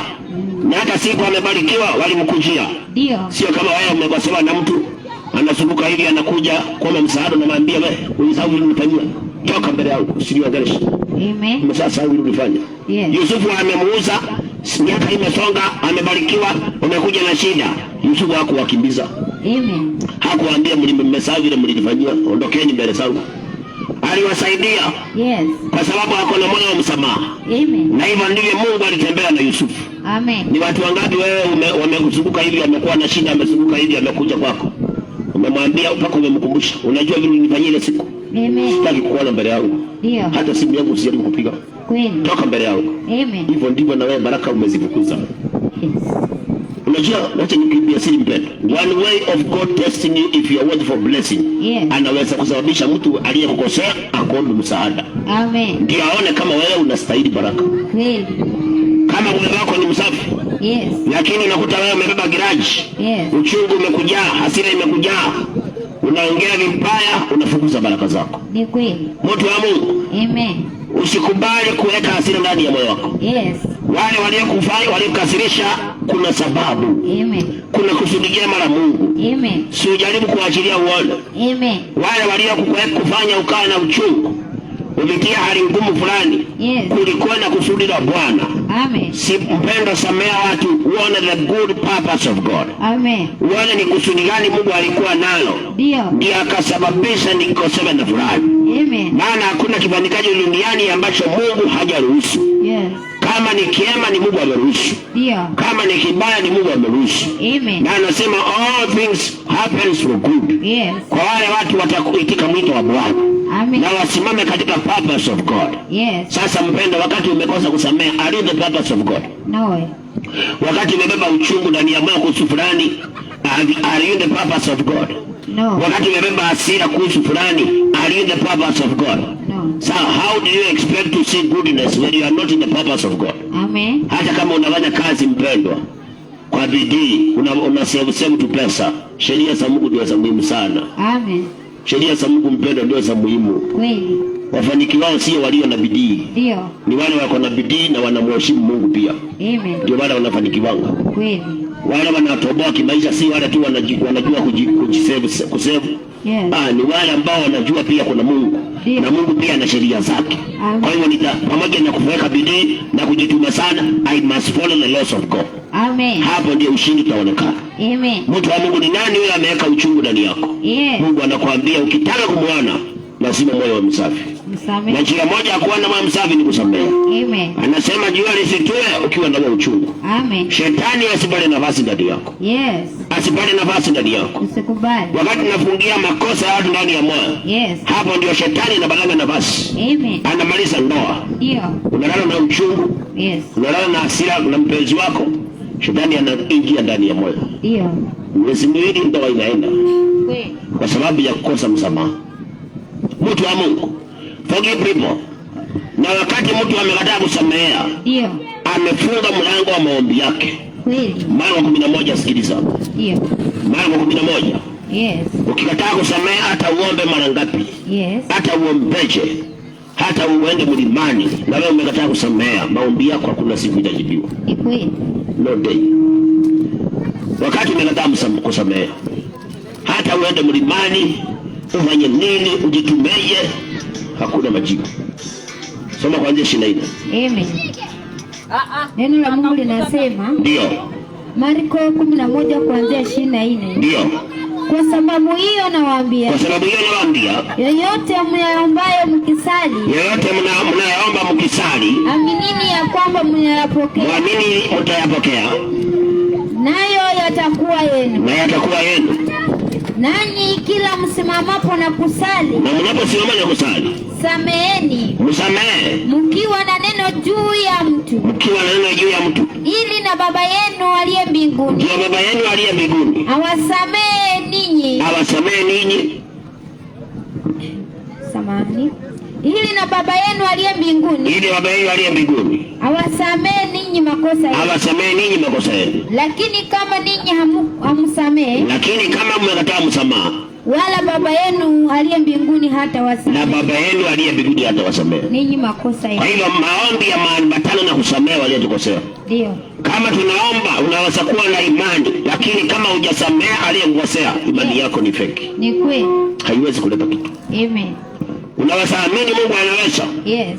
Na ukaamini nikiomba siku 2 atanisaidia. Yes. Nikifunga siku 3 ananisatea. Ni kweli. Lakini shangazi yako mbona hujamsamehe? Samea. Anasema unaposimama kusali, ndio, yale unaomba yatakuwa yako. Lakini ile yakuwa yako, samehe wale wamekosea. Amen. Kwa hiyo kuna maombi mengi tunaomba ambayo yangekuwa majibu yangetokea. Lakini kwa sababu tumebeba watu ndani ya moyo. Umebeba ule ex-boyfriend. Bila sijui mlifanyana. Umebeba ule sijui msichana vile alikimbia na pesa yako. Umeweka ndani ya moyo. Sijui ule fulani mlifanya naye kazi akatoroka na pesa. Umeweka gilaji ndani ya moyo. Wako umejuma kidogo leo siku utamkuta ananijua. Watu wa Mungu. Hauwezi kuona Mungu. Hata uende wapi. Umejaa funga baraka zako. Amen. Kila jambo lina sababu zake. Ndio. Ungeangalia pande ya Mungu ungeona ushindi. Amen. Ungeona mema. Samea watu mzee. Amen. Samea watu vijana. Yes. Kuna watu wanasema pasa naombanga sana maombi yangu sijui kwa nini Mungu ajibu. Ndio. Atajibuje na wewe umekataa kusamea? Amen. Umekataa kusamea watu. Umebeba ndani ya moyo. Kweli. Hasira imebeba ndani ya moyo. Amen. Mfanyikazi mwenzako kuna vile alifanya umebeba ndani ya moyo. Amen. Umekataa kumsamea. Yes. Hata na yeye mwenyewe amejaribu kuomba msamaha, umesema usiniongeleshe. Yes. Na mtu anakuambia nisamee. Amen. Yaani kuna mwana na hatari mtu akwambia nisamee na wewe unamruka. Amen. Ni kumaanisha wewe umekataa Mungu kabisa. Maana Mungu amesema akikosea akuja kwa msamaha msamee. Yes. Na wewe angalia mtu anajitolea anakuja anakuambia nisamee tu. Amen. Na wewe unakataa kabisa. Yes. Sasa mtu wa Mungu utaonaje Mungu? Wezi. Ni vigumu. Ndio. Maombi yetu yanakosa majibu kwa sababu kuna watu wametukosea na tumekataa kuwasamehe. Yes.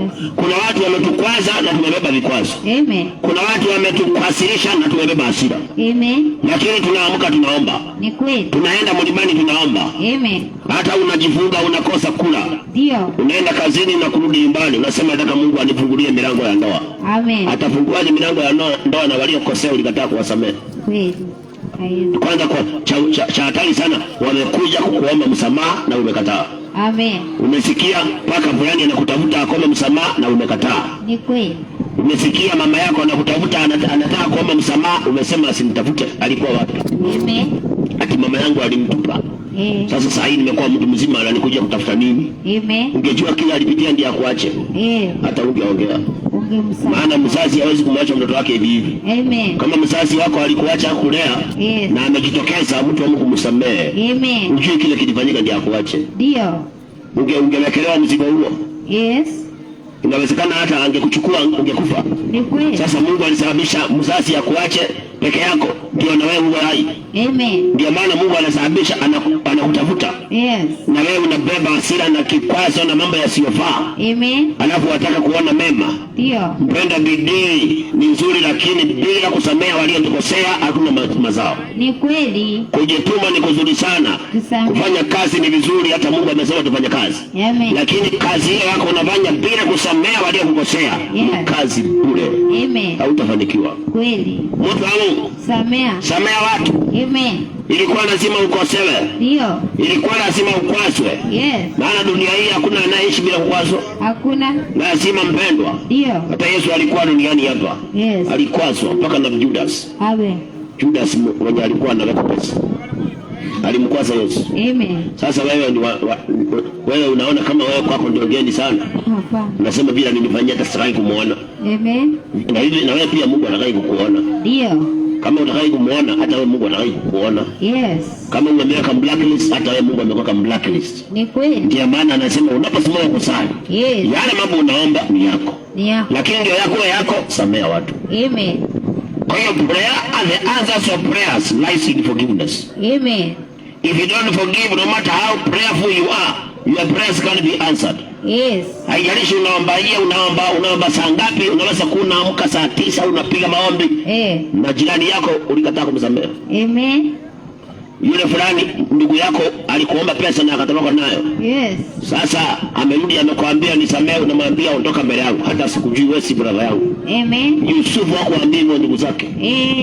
Walipojileta wenyewe Yusufu aliwasamehe na akawasaidia. Kweli. Lakini wewe brother yako alikosea, ni kweli, hatukatai. Ndio. Na akaenda na amerudi ameomba msamaha, unamwambia aondoke. Ndio. Kwamba wewe umjui, hata wewe si damu yako. Imagine. Mtu wa Mungu. Amen. Na unaendelea kufikiria utabarikiwa. Yes. Hakuna baraka. Hakuna baraka. Ndio. Sister yako kuna vile mlipitana, alimkwaza na akaenda hivi na akarudi, akajirudia, akarudi akaomba msamaha. Ndio. Na wewe umekataa kumsamehe. Yes. Tena umemwambia mimi na wewe sio masista. Yes. Usiwahi niita sister yako tena. Alafu unangojea baraka, hauwezi kuziona. Ndio. Ni ngumu. Yes. Heri wenye moyo safi. Amen. Ndio watamwona Mungu. Amen. Samea watu mpendwa. Katika jina la Yesu. Ndio uone ushindi. Amen. Haijalishi ni nani. Ndio. Na ni nini alichokufanyia. Amen. Lakini kama ni Mungu unamtamani. Yes. Lazima usamehe. Samea. Lazima mzee. Amen. Kama unatamani kuona ushindi. Ndio. Forgiveness is a must. Kwa jina la Yesu. And you don't forgive people because they deserve forgiveness. Amen. You forgive them because it is a command from God. Amen. Usiseme vile alinifanyia wewe ujui pasa wewe. Ujui alinikosea. Hatusamei watu kwa sababu wanastahili msamaha. Ndio. Hata sisi hatusamehewa na Mungu maana tulistahili. Ndio. Hapana. Amen. Tumesamehewa kwa sababu ya vile upendo wake ulivyo. Amen. Lakini sisi hatukustahili. Yes. Sasa hatusamei watu kwa sababu wanastahili msamaha. Amen. Tunawasamea watu kwa sababu ndio sheria ya kumuona Mungu. Yes. Ndio sheria ya kumuona Mungu. Amen. Ndio amri ya kumuona Mungu. Amen. Ndio njia ya kumuona Mungu. Amen. Sasa ukisema mimi alinifanyia mimi siwezi. Ndio. Basi na wewe mbinguni haujulikani. Ni kweli. Hata kama kanisani unaenda mbinguni haujulikani.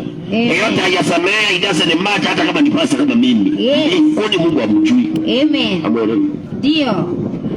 Mtu wa Mungu. Yes. Samea watu. Tusamee. Stefano akapigwa mawe. Ndio. Lakini angalia wakati alisema wasamehewe, mbingu ikafunguka. Kwa jina la Yesu. Ukisamea watu mbingu inafunguka. Amen. Kwa sababu you are connected to God when you forgive. Amen. But when you don't forgive people, you are disconnected to God and you are connected to them. Ni kweli. Na shetani si rafiki. Si rafiki. Shetani ni adui mkubwa sana. Ni mwizi. Angalia Judas alimuingia. Amen. Akimaliza mission akamwacha. Ni kweli. Judas amejinyonga. Shetani si rafiki. Ni kweli. Si rafiki. Angalia wale wanaenda majini. Ananunua majini miaka miwili, amefanya biashara mwaka wa 3 majini na muua. Shetani si rafiki. Amen. Tena inamaliza familia mzima. Ni kweli. Shetani si rafiki mpendwa. Usimpe nafasi. Amen. Na umempea nafasi kwa sababu umekataa kusamehe watu. Amen. Umebeba hasira ndani yako. Yes. Umebeba uchungu ndani yako.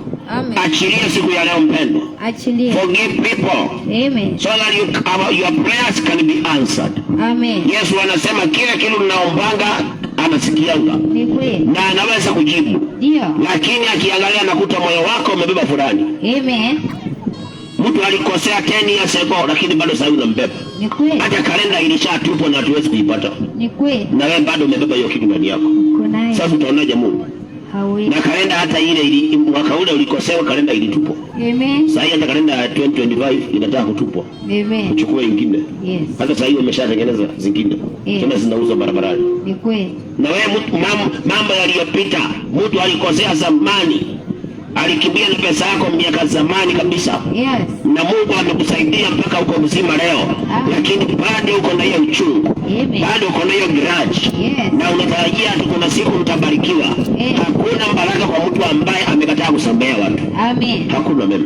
Hakuna. Hata aombewe, atabiriwe, akunyushe mafuta, akunyushe maji, mtu ambaye amekataa kusamehea hawezi kupata baraka. Amen. Kwa hiyo mpendwa, samea waliokosea kwa jina la Yesu, ndio uone msaada wa Mungu. Amen. Hizo maneno ya Wakolosai yanasemaje? Amen. Soma Wakolosai 3. Yes. Kuanzia mstari wake ni wa 13. Sikiliza mpendwa. Tunaongea kuhusu msamaha. Ndio. Mwaka ni kuisha unaisha. Samea watu mpendwa. Samea kwa jina. Ndio uone mema. Amen. Ndio maombi yako yajibiwe. Ndio ushindi ambao unautafuta uonekane. Forgive people. Amen.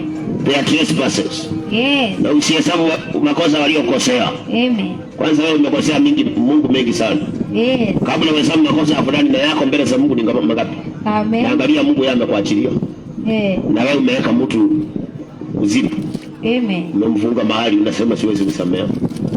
Na wewe Mungu amekuona na mambo mengi. Daudi anasema katika Psalms 130, anasema kama Mungu angehesabu makosa hakuna mtu angesimama. Hakuna. Lakini kwanza kuna msamaha ili tumuogope.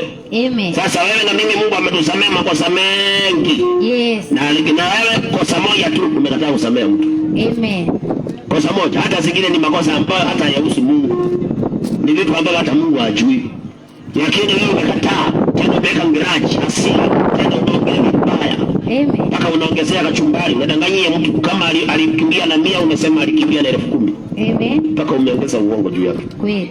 Ndio ionekane makosa ilikuwa kubwa sana. Yes. Mtu wa Mungu. Mwingine ndiye alibeba virago mwenyewe akatoka nyumba anasema mume wangu alinifukuza usiku. Amen. Alinirusha nje. Ni kweli. Na yeye mwenyewe ndiye alitoka usiku. Amen. Lakini ndio sasa ionekana alikosewa sana, anasema nilifukuzwa. Ndio. Mtu wa Mungu. Amen. Lakini sheria ya Mungu ndio inaleta mema. Amen. Msamaha ni lazima. Ni lazima kwa mtu ambaye angependa kuona Mungu. Amen. Msamaha ni lazima. Yes. Maneno ya Mungu yanasemaje? Wakolosai 3 pale 13. Ndio. Mkichukuliana na kusameana. Hizi ni tabia za watu ambao wanataka kuona Mungu. Wanasema mkichukuliana na kusameana. Mtu akiwa na sababu ya kumlaumu mwenzake. Mtu akiwa na sababu ya kumlaumu mwenzake. Kama Bwana alivyowasamea ninyi. Kama vile Mungu ametusamea sisi. Vivyo hivyo na ninyi. Na hivyo na sisi tuwasamee watu. Zaidi ya hayo yote. Hapo tu haya mengine achana nayo. Amen. Mungu anasema bearing with each other. Hallelujah. Mtu wa Mungu, bearing with each other. Yaani manake usione tu kukosewa na fulani. Na wewe umekosea wangapi? Amen. Wewe umekosea wangapi? Kweli. Sasa angalia wewe, kuna mahali unaambia mtu nisamee tu haki. Sikupenda kwangu, nisamee tu. Na hii pande nyingine unaambia mtu mimi sitawahi kusamee. Achana na mimi kabisa. Amen. Sasa unaona vile wewe ni mtu mkora sana. Ni kweli. Unaomba pande hii usamehewe na pande na wewe unakataa kusamea. Ni kweli. Mungu anatuambia kama tungependa kumuona lazima ujue kwamba you bear with each other. Amen. Vile wewe umekosewa na hivyo ndivyo na wewe unaweza kosea. Na zaidi sana umeshakosea. Amen. Sikuna watu wewe umekosea ukaomba msamaha. Ndio. Lakini wewe umeachiliwa na umekataa kuachilia mwenzako. Samea. Mungu anasema tukichukuliana na kusameheana. Ndio. Kama mtu ana kitu juu ya mwenzake. Ndio. Na anasema tena kuna jambo lingine. Yes. Ambalo inafaa kutufanya usamehe. Anasema tukumbuke na sisi tumesamehewa. Hallelujah. Mtu wa Mungu. Amen. Na wewe ukumbuke pia na wewe Mungu amekusamehe. Amen. Sasa angalia Mungu amekusamehe na wewe umekataa kusamehe. Ni kweli. Na Mungu yeye amekusamea, amekuwa na makosa mengi sana tangu uzaliwe. Ndio. Ambaye hata mengine ungekuwa umeauawa. Kama sheria ya Mungu ingesimama. Ni kweli. Ungekufa tu. Yes. lakini haya yote Mungu amekuachilia. Amen. Na wewe anakuangalia, anaona na wewe umebeba mtu. Amen. Umekataa kusamea mtu. Kweli. Na kosa lake hata ni kosa lingine halina umuhimu. Amen. Mtu wa Mungu, Yesu alikuwa msalabani, hana makosa, hana dhambi. Na alisamea watu. Amen. Na wewe tena alitoa nguo. Wewe nani amekutoa nguo? Tusameane. Yesu ametoa nguo zote, tena ametemoa mate. Amen. Na unasema hii makosa alikosea ni makubwa sana kuliko Yesu. Kweli. Ametemoa mate, kwanza hana makosa. Na mimi na wewe tuna makosa mengi. Amen. Na Yesu alikuwa hana dhambi. Ndio. Na ametoa nguo zote, ameipa kofia, ameipa. Amepigwa msumari, lakini amesema wasamee watu. Yes. Na wewe angalia, umekataa kusamea. Ndio. Anasema tukiwasamea watu kama tuna kitu juu ya mtu. Ndio. Na tuwasamee watu kwa sababu wanastahili msamaha. Yeah. Amesema kama vile Bwana alivyowasamea na nyinyi, na nyinyi pia sameeni watu. Amen. So we don't forgive people because of them. We forgive them because, number one, that we also sin. We forgive because we also do wrong. Amen. Number two, we forgive because God has forgiven us. Amen. Mtu wa Mungu samea watu. Tusamee. Watu kubeba watu ndani ya moyo. Inawezekana baraka imefungiwa watu na hiyo kitu, hiyo tu imebeba ndani yako. Ndio. Inawezekana ya kuzunguka kwako kote, kuhangaika kwako kote ni kwa sababu ulibeba mtu ndani ya moyo. Amen. Umekataa kusamea. Yes. Inawezekana hizo delay zote uko nazo maishani, ati mambo yangu isongi, mambo yangu ni sawa, ni kwa sababu tu kuna uchungu uko nao kuhusu mtu. Kuna giraji umebeba, kuna hasira uliyobeba kuhusu mtu. Sasa sikia neno siku ya leo mpendwa. Na ukubali kusamehe. Amen. Ukubali kuachilia. Ndio. Uone baraka za Bwana. Uone msaada wa Mungu. Amen. Uone uzuri wake Bwana. Ndio. Mungu anakuazia mema sana. Yes. Na anakuambia all things happens for good. Amen. Kila kitu kinafanyika kwa uzuri. Ndio. Lakini lazima usimame pande ya Mungu. Yes. Na leo tunaongea kuhusu msamaha. Amen. Ambapo watu wengi they have found it hard to forgive. Watu wengi wanahesabu makosa ya wengine. Yesu anasema usiangalie kibanzi. Amen. Ukasahau na wewe unaboriti. Ndio maana amesema bearing with each other. Yes. Ukikosewa na wewe unakumbuka hata wewe unakoseanga wengine. Amen. Na tena dunia hii kabla hizo kuna watu walikuwa wamewakosea sana. Amen. Sasa usisahau hilo. Sasa samea waliokukosea. Amen. Ukijua na mimi duniani hapa naweza kukosea mtu mwingine. Ndio. Sasa kama nimekataa kusamea na mimi nitasamehewaje? Amen. Na zaidi yote Mungu anakuambia na wewe ukiwa hai leo ni makosa mengi amekusamea. Ni kweli. Kwa hiyo unastahili kuangalia vile Mungu amekusamea na wewe usamee watu. Yes. Ndio na wewe ufunguliwe uone ushindi. Hiyo Efeso 4:32. Efeso 4:32. Tena iweni wafadhili ninyi kwa ninyi. Iweni wafadhili ninyi kwa ninyi. Wenye huruma. Tena wenye huruma. Mkasameane kama na Mungu. Mkasameane kama na Mungu katika Kristo alivyowasamea ninyi. Amen. Yani hatusamei kwa sababu waliotukosea wanastahili msamaha. Ni kweli. Tunasamea kwa sababu kama vile Mungu. Yes. We don't forgive because of people. Ndio. We forgive because of God. Hallelujah. How God has forgiven us in Christ Jesus. Amen. Mtu wa Mungu samea watu. Katika jina la Yesu. Usema ile makosa ni makubwa sana. Ndio. Mungu amekusamea mengi wewe. Amen. Tena amekusamea kwa damu. Amen. Na wewe Mungu akwambia ulipe kitu ndio usamehewe. Ndio. Anakuambia wewe fungua moyo achilia. Kwa jina la Yesu. Amini yote ilikuwa ni kwa uzuri. Amen. Hata kama nilikosewa si niko hai. Ndio. Hata kama walinifukuza si niko hai. Amen. Hata kama walinifanyia mabasi niko hai. Amen. Sasa kama niko hai, kwa nini bebe watu ndani ya moyo? Amen. Fungua watu mpendwa, na wewe pia ufunguliwe. Kwa jina la Yesu. Huwezi kunaambia Yesu nifungue, Yesu nifungue, na wewe umefungia watu ndani ya moyo. Amen. Huwezi kufunguliwa kama umefungia watu. Ni kweli. Ndio ufunguliwe na wewe fungua watu. Fungua watu. Ndio na wewe sasa ufunguliwe. Achilia usamehe. Anasema tukiwasamea watu. Yes. Kama na vile Mungu alivyotusamea sisi ndani ya Kristo Yesu. Ni kweli. In Christ Jesus. Amen. God has forgiven us. Hallelujah. Why have you not forgiven your brother? Samea. Why have you not forgiven even your parent? Samea. Mtu wa Mungu. Amen. Samea watu. Kwa jina la Yesu. Kuna kusudi. Ndio. Niliko nyuma ya hiyo kosewa. Amen. Mtu wa Mungu samea watu. Amen. Samea watu. Tusameane. Inawezekana Stefano angekufa kifo cha kawaida asingefika mbinguni. Angefika. Kwa hivyo inawezekana apigwe mawe ndiye afike mbinguni. Amen. Mpendwa msikilizaji. Yes. Daudi asingelitupwa msituni na wazazi wake. Wao wanasema ati wazazi wangu walinikataa, wewe si wa kwanza. Amen. Daudi alikataliwa na baba yake. Ni kweli. Na akatupwa msituni. Alikuwa huko. Lakini akiwa msituni akambeba baba yake moyoni. Ndio. Hakuwa amekasirikia baba yake. Amen. Alikuwa pale na Mungu. Yes. Ndio maana hata akiendea Goliath anasema I come in the name of the Lord. Amen. Na alipotokewa akaambiwa baba yako anakuita, hakukataa kama wewe. Amen. Kuna watu hapa baba yao amewatafuta na wamekataa. Ni kweli. Wamekimbia. Yes. Daudi alipoambiwa baba yako anakuita, Daudi alitoka msituni akapata mjumbe. Akafika nyumbani akapata kumbe hiyo masaa ndio masaa ya baraka. Amen. Kama baba yako alikosea na amekuita ndio masaa ya baraka. Amen. Acha kubeba vitu havina maana. Hallelujah. Daudi angesema bila walinikataa na mimi siendi. Asingekuwa mfalme. Yes. Angebaki mtu wa kondoo msituni mpaka akofia huko. Amen. Lakini alipoambiwa baba yako anakuita nyumbani. Yes. Daudi akawacha kondoo msituni akaenda kuona baba yake. Kumbe siku hiyo Samueli amekuja kumtawala Daudi. Awe mfalme. Kama kuna vile mlikosana na mzazi na unasikia na kutafuta, acha kuwa mpumbavu. Amen. Enda haraka, kuna baraka unangojea. Kuna baraka zinakungojea huko. Amen. Acha kukataa. Kama mtu alikosea na anakuita, usikatae mtu wa Mungu. Amen. Anakuambia sasa nataka unisamehe. Inawezekana ndio baraka zako zimefika. Amen. Daudi angekatalia msituni angebarikiwaje? Samea watu mpendwa. Amen. Bidii yako ni bure ukikataa kusamea watu. Kweli. Kujituma sana ni bure ukikataa kusamea watu. Amen. Hata usabu pesa. Ndio. Na upige sana sipoti pesa. Kweli. Ule msamaha. Samea. Kuna kitu. Ni kweli. Hata ukope loan. Ndio. Hata uingie ile sijida ya nyumba sinajengwa na rais. Boma yangu. Kama hujasamea watu utateseka bado. Affordable. Bado ni video. Amen. Samea watu. Samea watu mpendwa. Amen. Ndio maisha yako ya mazuri. Ndio uone ushindi. Daudi hakataa kusamea. Amen. Aliachilia na akaenda kuona baba yake. Kwa jina la Kuna watu unakuta mama yako mpaka ametoka ushago amekuja kutafuta na unakimbia. Amen. Mzazi wako anapanda gari anakuja kutafuta, amesikia unakaanga huko.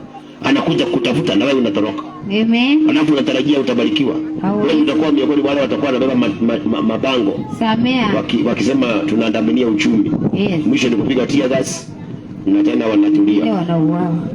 Hasara kubwa. Amen. Samea watu, Mungu akuandalia baraka yako. Amen. Akuwekelea ushindi wako. Kweli. Na Mungu akaongea na Isaya maneno. Yes. Isaya 43:18. Sikiliza mtu wa Mungu. Akaongea na Isaya maneno.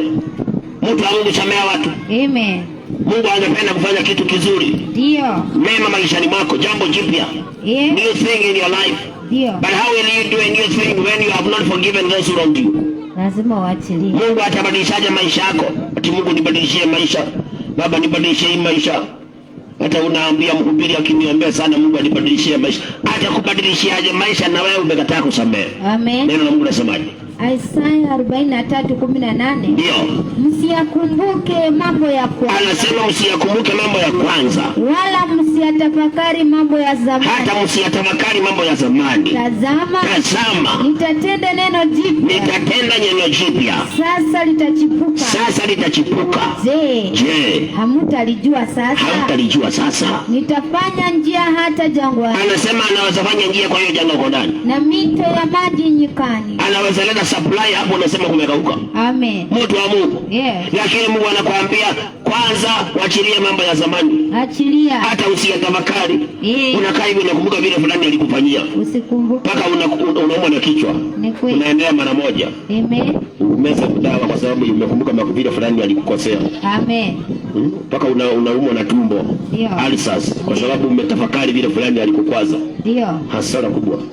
Mungu anakuambia samehe na usikumbuke mambo hayo. Amen. Waachane nayo. Mambo yaliyopita kale usiyakumbuke. Kwa jina la hata usiyatafakari mambo yalipita zamani. Amen. Anakuambia you want to do a new thing. Yes. Kwa hivyo kuna Mungu anataka kufanya mambo mapya lakini singetuzuia.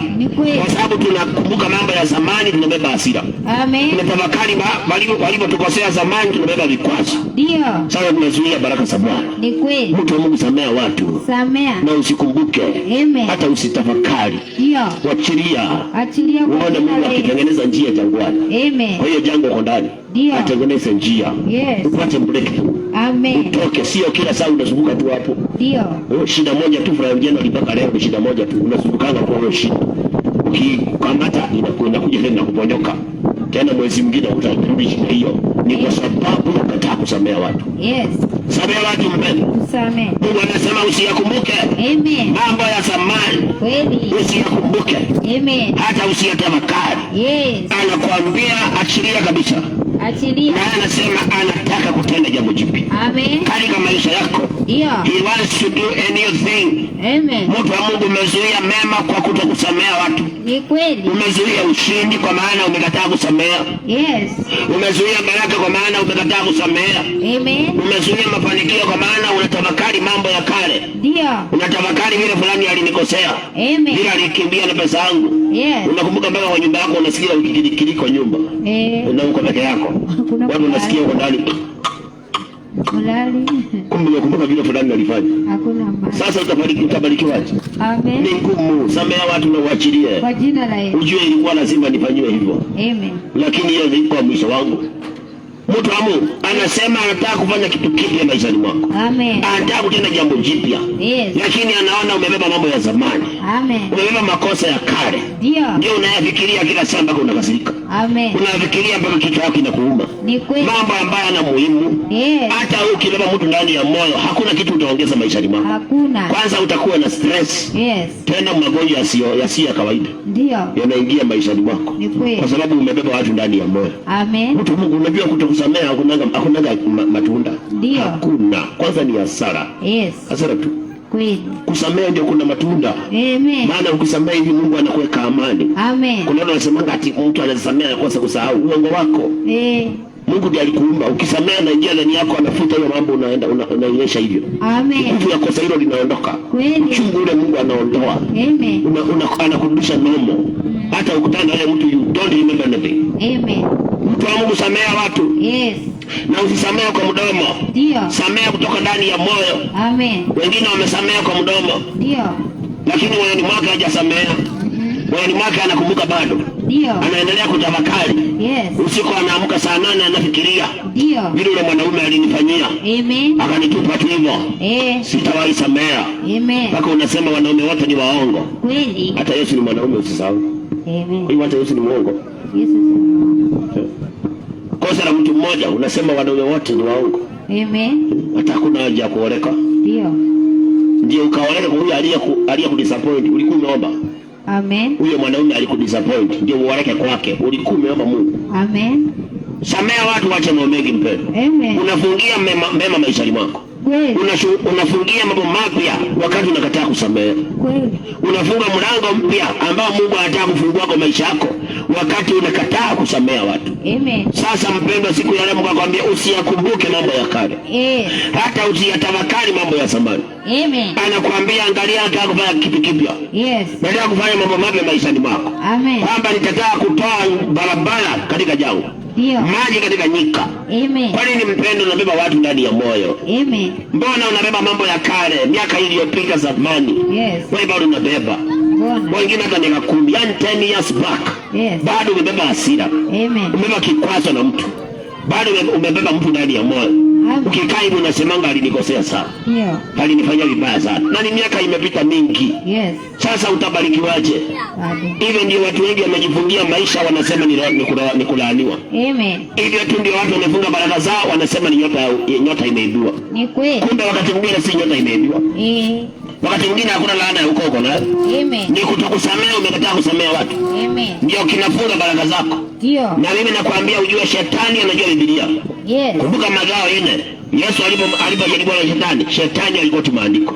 Sasa shetani anajua Biblia. Anajua Mungu amesema ndio ubarikiwe lazima usamee. Amen. Sasa ukikataa kusamea, ukienda mbele za Mungu akona mashtaka. Ndio. Shetani anakuja ana mashtaka. Ndio. Utawahi barikiwa. Kweli. Samea watu mpendwa, shetani akose mashtaka. Samea watu. Amen. Ndio uone ushindi. Amen. Hata wengine walisahau mambo walikufanyia na wewe unakumbukanga. Kweli. Na wengine hata walisahau, miaka ilipita hao wakasahau. Hata wakumbukangi. Na wewe bado unakumbuka. Hata wengine wali move on. Na wewe bado uko hapo tu. Ndio. Kwa hiyo jambo tu hilo kosa uko hapo tu, umenyamazia hapo. Kila saa ni kufikiria, kila saa ni kutafakari, mpaka unauliza ushago. Fulani anakuja. Kama anakuja mimi sikuji. Amen. Yaani mpaka umebeba hilo kosa mpaka unakataa kwenda kweli. Yes. Kwa sababu ya kusema fulani amekosa. Ndio. Hallelujah. Amen. Thank you Jesus. Yes. Mpaka unasema unauliza ushago fulani anakuja Disemba.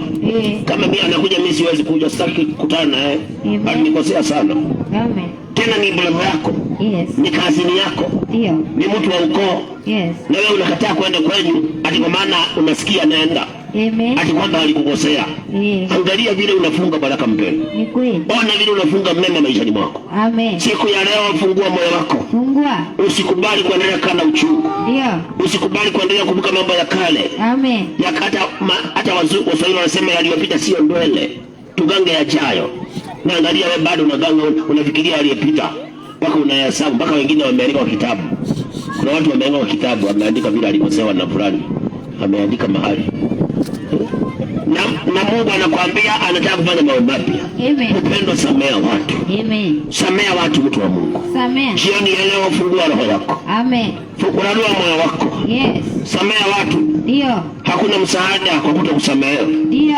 Hakuna mema ukibeba watu ndani ya moyo. Hakuna. Ni kweli walikukosea. Yes. Lakini hakuna njia nyingine ya kuona Mungu isipokuwa kusamea. Hakuna. There is no other way. Ndio. Ni kweli walikukwaza, hatukatai. Yes. Lakini hakuna njia nyingine ya kuona mema isipokuwa kusamea. Mpaka Mungu anasema lazima usahau yaliyopita. Yale yaliyopita wachana nayo. Amen. Wachana nayo mpendwa. Ndio. Na Waswahili wanasema maji yakimwagika yazoleki. Ni kweli. Hata ukikataa kumsamea kila alifanya, we can't reverse it. Amen. Hatuwezi kurudisha. Ni kweli. Ile kosa hatuwezi kurudisha, ilikuwa si kosa. Ilishatendeka. Amen. Sasa ukibeba ni kazi bure. Samea tu. Unajua maziwa, ukimtuma mtoto mdogo maziwa moja barabarani, hata umchape mwezi kuichota tena. Uwezi. Nimeshamwagika. Amen. Kwa hiyo mpenda, hata ukibeba mtu ndani ya moyo ukimkasirikia miaka yako yote, ndio. Ile kosa litabaki kuwa ni kosa. Amen. Alishakukosea na iliisha. Yes. Hakuna siku maisha yarudi nyuma nisemekane hakukosea. Amen. Haikuna siku. Sasa ni kazi yako wewe usamehe. Samea. Ni jukumu lako wewe ufungue moyo. Kwa jina la Yesu. Uachilie. Amen. Na hapo ndiye Mungu atakuwa pande yako. Yes. Atafungua milango yako. Amen. Mpendo, mwaka ni kuisha unaisha. Yes. Si uchukue hatua usamehe watu. Samea. Inawezekana kitu umetafuta mwaka mzima. Ukakiona ni siku zimebaki. Kwa jina la Kwa sababu ya kuchukua hatua ya kusema acha nisamehe. Wacha niondoe, wacha Yesu pekee akae moyoni. Amen. Inawezekana mambo umehangaika nao mwaka mzima ukayaona in this little days that are remaining. Amen. Kwa sababu it takes only one step. Ndio. Kuona Mungu. Kweli. Wakati unasikia tu maneno ya Mungu unachukua hatua, unasimama kwa maneno ya Mungu. Mungu anaweza kubadilisha mambo mengi sana. Ndio. Mtu anaitwa Ahabu alikuwa amepotea. Na Mungu akawa amesema atamwangamiza. Lakini Ahabu akasikia injili sokoni, Elijah akihubiri. Kama vile watu tunahubiri hapa. Ahabu alipopitia akasikia kuna hubiriwa. Akasikia lazima nibadilike. Alipofika nyumbani akageuka. Hata Mungu akaongea na Elijah. Akamuuliza, wewe Elijah, ukoona Ahabu wewe? Ukoona vile alikuwa amenyenyekea? Akamwambia Elijah, mimi sasa sitampiga Ahabu. Hiyo mambo nimeachana nayo. Angalia, kwa sababu ya mtu kuchukua hatua, Mungu aliondoa ile hasira yote. Na akamsamea Ahabu. Mbona wewe usichukue hatua ya kusamea watu mpendwa? Kwa nini usichukue hatua ya kufungua roho yako na kuashiria walio ndani ya moyo wako, waliokukosea mpendwa? Mungu amekupenda, amekuhurumia kwa mengi. Hata ukibeba watu moyoni hakuna mamema, hakuna matunda ya kutokusamea. Lakini msamaha unakuwa karibu na Mungu. Msamaha unafanya unasamehewa na Mungu. Msamaha unafanya maombi yako yanajibiwa. Msamaha unafanya maisha inabadilika. Kunatoka mambo mapya maishani kwa sababu umesamea watu. Sasa maisha yako yanakuwa mapya. Mtu wa Mungu, samehea. Hata kama ni mke wako alikosea, ilishapita. Hatuwezi rudi nyuma. Samehea wewe, achana nayo. Kuna sababu mpendwa. Wakati mwingine unaweza kosewa, kumbe ni kuokolewa na kifo. Sisi ni vipofu. Hatujui kitu. Kweli. Mtu anaweza kimbia na pesa yako, kumbe ungepewa, ungeenda hivi, ungekamata na majambazi. Ungeuawa. Mungu anasababisha pesa yako, Mungu anakimbia nayo. Sisi ni vipofu mpendwa. Hatuonani kitu. Hatujui kitu mpendwa. Inawezekana wewe mwanaume unasema alikufukuza. Inawezekana mngekaa naye angekuua. Mungu akaona wacha akufukuze. Samea mpendwa. You know nothing. Hallelujah. Mungu anaona usamea watu. Dunia hii sisi ni vipofu, hatujui chochote, lakini Mungu ametuandikia neno lake ili sisi tuishi kwa hilo neno, angalau tuone makusudi yake mema katika maisha yetu. Samea watu mpendwa, tuone msaada wa Mungu. Naona muda wetu umekwisha, usiku ni kuingia umeingia. Maneno ya kumalizia ni haya, kitabu cha Warumi 12 mstari wa 21 tumalize. Ndio maneno na kuachia nayo siku ya leo. Samea watu mpendwa, wenye moyo safi ndio wataona. Wale wenye moyo safi, kuna faida kwa kusamea. Kubali kusamea. Warumi 12 mstari wa 21 ndio maneno tunakuachia siku ya leo mtu. Neno la Mungu linasema, ndio Warumi 12 mstari wa 21, ndio usishindwe na ubaya, bali ushinde ubaya kwa wema. Lakini ushinde ubaya kwa wema. Mtu wa Mungu, ndio maneno nakuachia leo. Dunia hii kukosewa ni lazima na ni kawaida. Usiwahi sema ati Mr. Kai mtu anikosea. Ni kawaida na ni lazima. Lakini Mungu anakuambia usishinde na ubaya.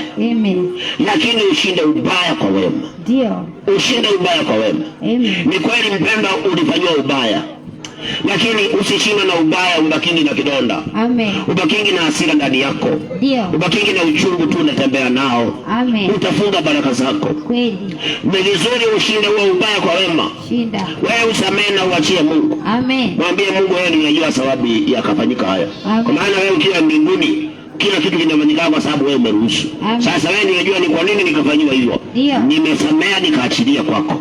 Na hivyo ndivyo Mungu anasimama na wewe. Usishinde na ubaya. Ushinde ubaya kwa wema. Kwa jina la Yesu. Bwana wa amani akubariki sana. Akusimamie na akutetee. Yale uliyosikia weka ndani yako. Yatafakari mpendwa. Chukua hatua ya kusamea. Na utaona ushindi. Kwa jina la Yesu. By the special grace of God. Tumefika hapo siku ya leo. Nataka tuweze kuomba. Mungu agange roho zetu. Ararue roho zetu. Atuumbie mioyo ya kubondeka na kuvunjika. Mioyo ya kuachilia. Mioyo ya msamaha. Angalau tuweze kusamea. Ndio tusizuiliwe mema, bali tuone mema ya Bwana. Katika jina la Yesu. Bwana ulipotuamini tuombe. Baba, katika jina la Yesu Kristo, Mungu ishemele. Tunasema ni asante kwa mema na fadhili zako. Asante kwa neno lako la siku ya leo. Asante kwa wale ambao umegusa wakasikiliza. Tunaomba neno lako ukalitufuatilie Bwana. Ulitie nguvu neno lako Jehova. Mali limefika lifanye kazi. Baba, tunajiweka mikononi mwako. Dunia hii Baba tuna vikwazo vingi. Dunia hii tunakukasirishwa kwingi. Tunakukosewa kwingi. Lakini neno lako ndio kila kitu. Na tumelisikia jioni ya leo. Baba, tunastahili kusamea ili tuone msaada wako Bwana. Baba, mioyo yetu ni migumu. Tunaiweka mikononi mwako. Utuondolee mioyo ya mawe. Utuumbie mioyo ya nyama Bwana. Mioyo ya kusamea. Mioyo ya kuachilia. Ili tuone ushindi Bwana. Tamalaki maeneo haya. Tawala Jehova Redeemer. Gusa ule mzee na ule mama. Na ule kijana ukamgusa Bwana. Ukamwondolee Bwana ule uchungu. Ukamwondolee ile hasira. Ukamwondolee kile kikwazo. Ukamwondolee ile kumbukumbu ya mambo yale yasiyofaa. Bwana, mpe neema ya kusamea. Kujalia moyo wa kusamea. Kwa maana uweza una wewe Bwana. Tamalaki Jehova. Wavute wazee kwako. Wavute wamama kwako. Wavute vijana kwako. Wabadilisha wote Bwana. Na sifa zitakurudia. Tamalaki Jehova. Na ukaonekane Bwana. Jitukuze El Shaddai. Na sifa zitakurudia. Asante mtakatifu. Tunapoondoka mahali hapa, tunaweka watu wote mikononi mwako. Wamevumilia sauti hizi. Bwana ukawabariki. Ukawainue Bwana. Wasiogopa waokoe. Waliogopa Bwana wasimamishe. Maana uweza ni wako. Bwana, mahali hapa tunapainua kwako. Tunakataa mipango ya shetani. Tunakataa mipango ya wachawi. Mitego ambao watu utenda barabarani. Tunategua na kunisha nyama la saba katika jina la Yesu Kristo. Bwana Yesu, mahali hapa tunapata kaza kwa damu ya Yesu. Tunatangaza damu ya Yesu. Kushoto na kulia. Juu na chini Bwana. Mahali sauti imefika. Damu ikakomboe. Damu ikaondoe ungiza. Ikaondoe uchawi na ubaya. Ikamalize nguvu za shetani. Damu ya Yesu Kristo. Bwana, ukakomboe watu wako. Kwa maana unaweza Bwana. Ukitangaza moto wa Roho uliyoshuka Bwana kwa ngano ya Kristo. Ukateketeze uchawi. Ungana moto wa Roho. Ukachome vinyago. Chochote kinatesa wazee. Kinafunga wa mama. Kinafunga biashara. Kinafunga ndoa.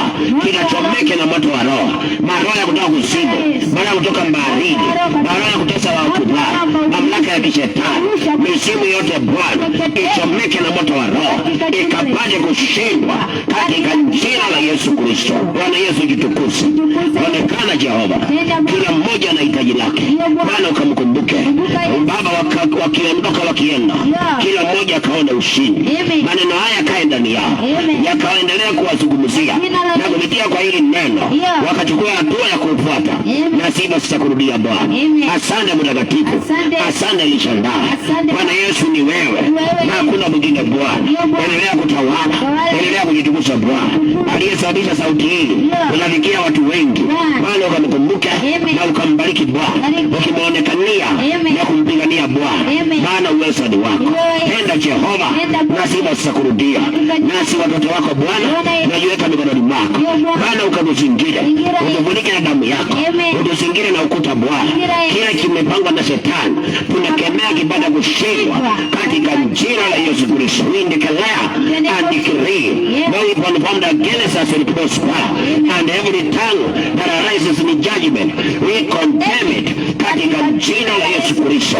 Mamlaka ya waganga na wachawi, washirikina, mademonic, misukumo yote ya giza kinyume na maneno haya tunarudishia mwenyewe mara 7 katika jina la Yesu Kristo, aliyeinuliwa na shetani ili Bwana atuzuilie azime injili hii. Mchawi, muganga, mshirikina, eliminati, ndiye mwoshpa aliyejiuza kuharibu ukweli, aliyejiuza wa shetani, apigane na wahubiri, ninamuita kifo katika jina la Yesu Kristo. Bwana, neno lako likazidi kukua, likadumu maeneo haya, na kusudi lako Bwana likatimie Jehova, na sifa sitakurudia. Asante Bwana, asante Mtakatifu, jitukuze na ukajivirishe Bwana. Chochote unjapanga, aliyepanga kimurudia mara 7 katika jina la Yesu Kristo. Tamalaki Jehova, na ukatende mema, ukajitukuze, na sifa sitakurudia. Asante Bwana, asante Elishadai, wewe ni Mungu na hakuna mwingine Bwana. Tunafunga duniani na uko juu mbinguni, Mungu wa Abrahamu, Isaka na Yakobo. Kama vile uishivyo, mapenzi yako pekee yatimie sasa na hata milele, katika jina la Baba, la Mwana na Roho Mtakatifu, katika jina la Yesu Kristo tunaomba na hata kuamini. Amen and amen. Jesus name. Hallelujah.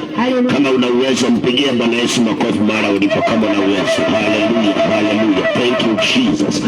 Asante Yesu. Bwana Yesu akubariki sana. Msikilizaji mpendwa, akujalie kibali na neema ya kuendelea kutafakari maneno ya Mungu. Na lile ambalo unajua ni baya usilitende. Kama unapitia shida, vumilia. Na usimame pande ya Mungu, utaona ushindi. Usiache kuomba, endelea kumwomba Mungu. Na ukiomba Mungu mwambie ukweli wako wote, usimfiche kitu. Mwambie ukweli wako wote, na yeye Mungu atakusaidia. Kwa maana ndiye mwenye nguvu na ndiye mwenye uwezo. Tunaitwa Holyway Ministries. Kama ungependa kushiriki mmoja nasi, tuko tu hapa Mkuru kwa Ruben. Ukienda na njia inaenda Gateway, pale mbele kuna junction, unaacha ile Gateway teremka. Ukiteremka kidogo kuna Mulika Mwizi. Nyuma ya Mulika Mwizi kuna kanisa la Holyway Ministries. Kwa hiyo Mulika Mwizi tu nyuma yake kuna kanisa la Holyway Ministries. Kama ungependa kushiriki nasi, umekaribishwa sana kwa jina la Yesu Kristo. Karibu sana kwa ibada zetu kwa jina la Yesu. Wasikilizaji wa redio, siku ya Friday, kila Friday kuanzia saa 1:30 kuendelea mbele. Baada ya nusu ya saa 1 unaweza kusikiza Ruben FM 99.9 every Friday after news ya jioni. Ukaendelea kusikia neno la Mungu la ukweli, ukajengeke, ujue neno la Mungu la ukweli, na ukamjue Mungu wako ni nini apendi na nini anachopenda, ili ukaweze kuona Mungu. Wale wanaopatikana kwa mtandao wa kijamii, unaweza kutupata Holyway Kenya. Kwenye mtandao wa kijamii unaweza kupata pia neno la Mungu moja kwa moja katika Holyway Kenya, na ukabarikiwa sana. Tukiachana leo, ni hadi wiki ijayo siku kama ya leo ndio tutarudi maeneo haya kwa ajili ya neno lake Bwana. Nawatakieni baraka na amani na ushindi na uzuri wake Bwana. Nitapeana namba ya simu tunapomalizia. Naweza kuwa na swali, kuna jambo la kusema nasi, au unaweza kuwa ungependa kuja kanisani na hujajua habari za kanisa vizuri, unaweza kuchukua namba yangu ya simu kwa mawasiliano zaidi, na itakuwa ni baraka sana. Namba yangu ya simu 01 17 12 64 84. Namba yangu ya simu 01 17 12 64 84. Kwa mara ya mwisho, namba yangu ya mawasiliano ni 01 17 12 64 84. Mungu akubariki sana, akutende mema. Usisahau ya kwamba Yesu anarudi kuchukua walio wake. Amen. Now may the grace of our Lord Jesus Christ and the love of God and the fellowship of the Holy Spirit be with us now and forevermore. Amen and amen. In Jesus' name. Shalom. Mungu akubariki sana. Amen.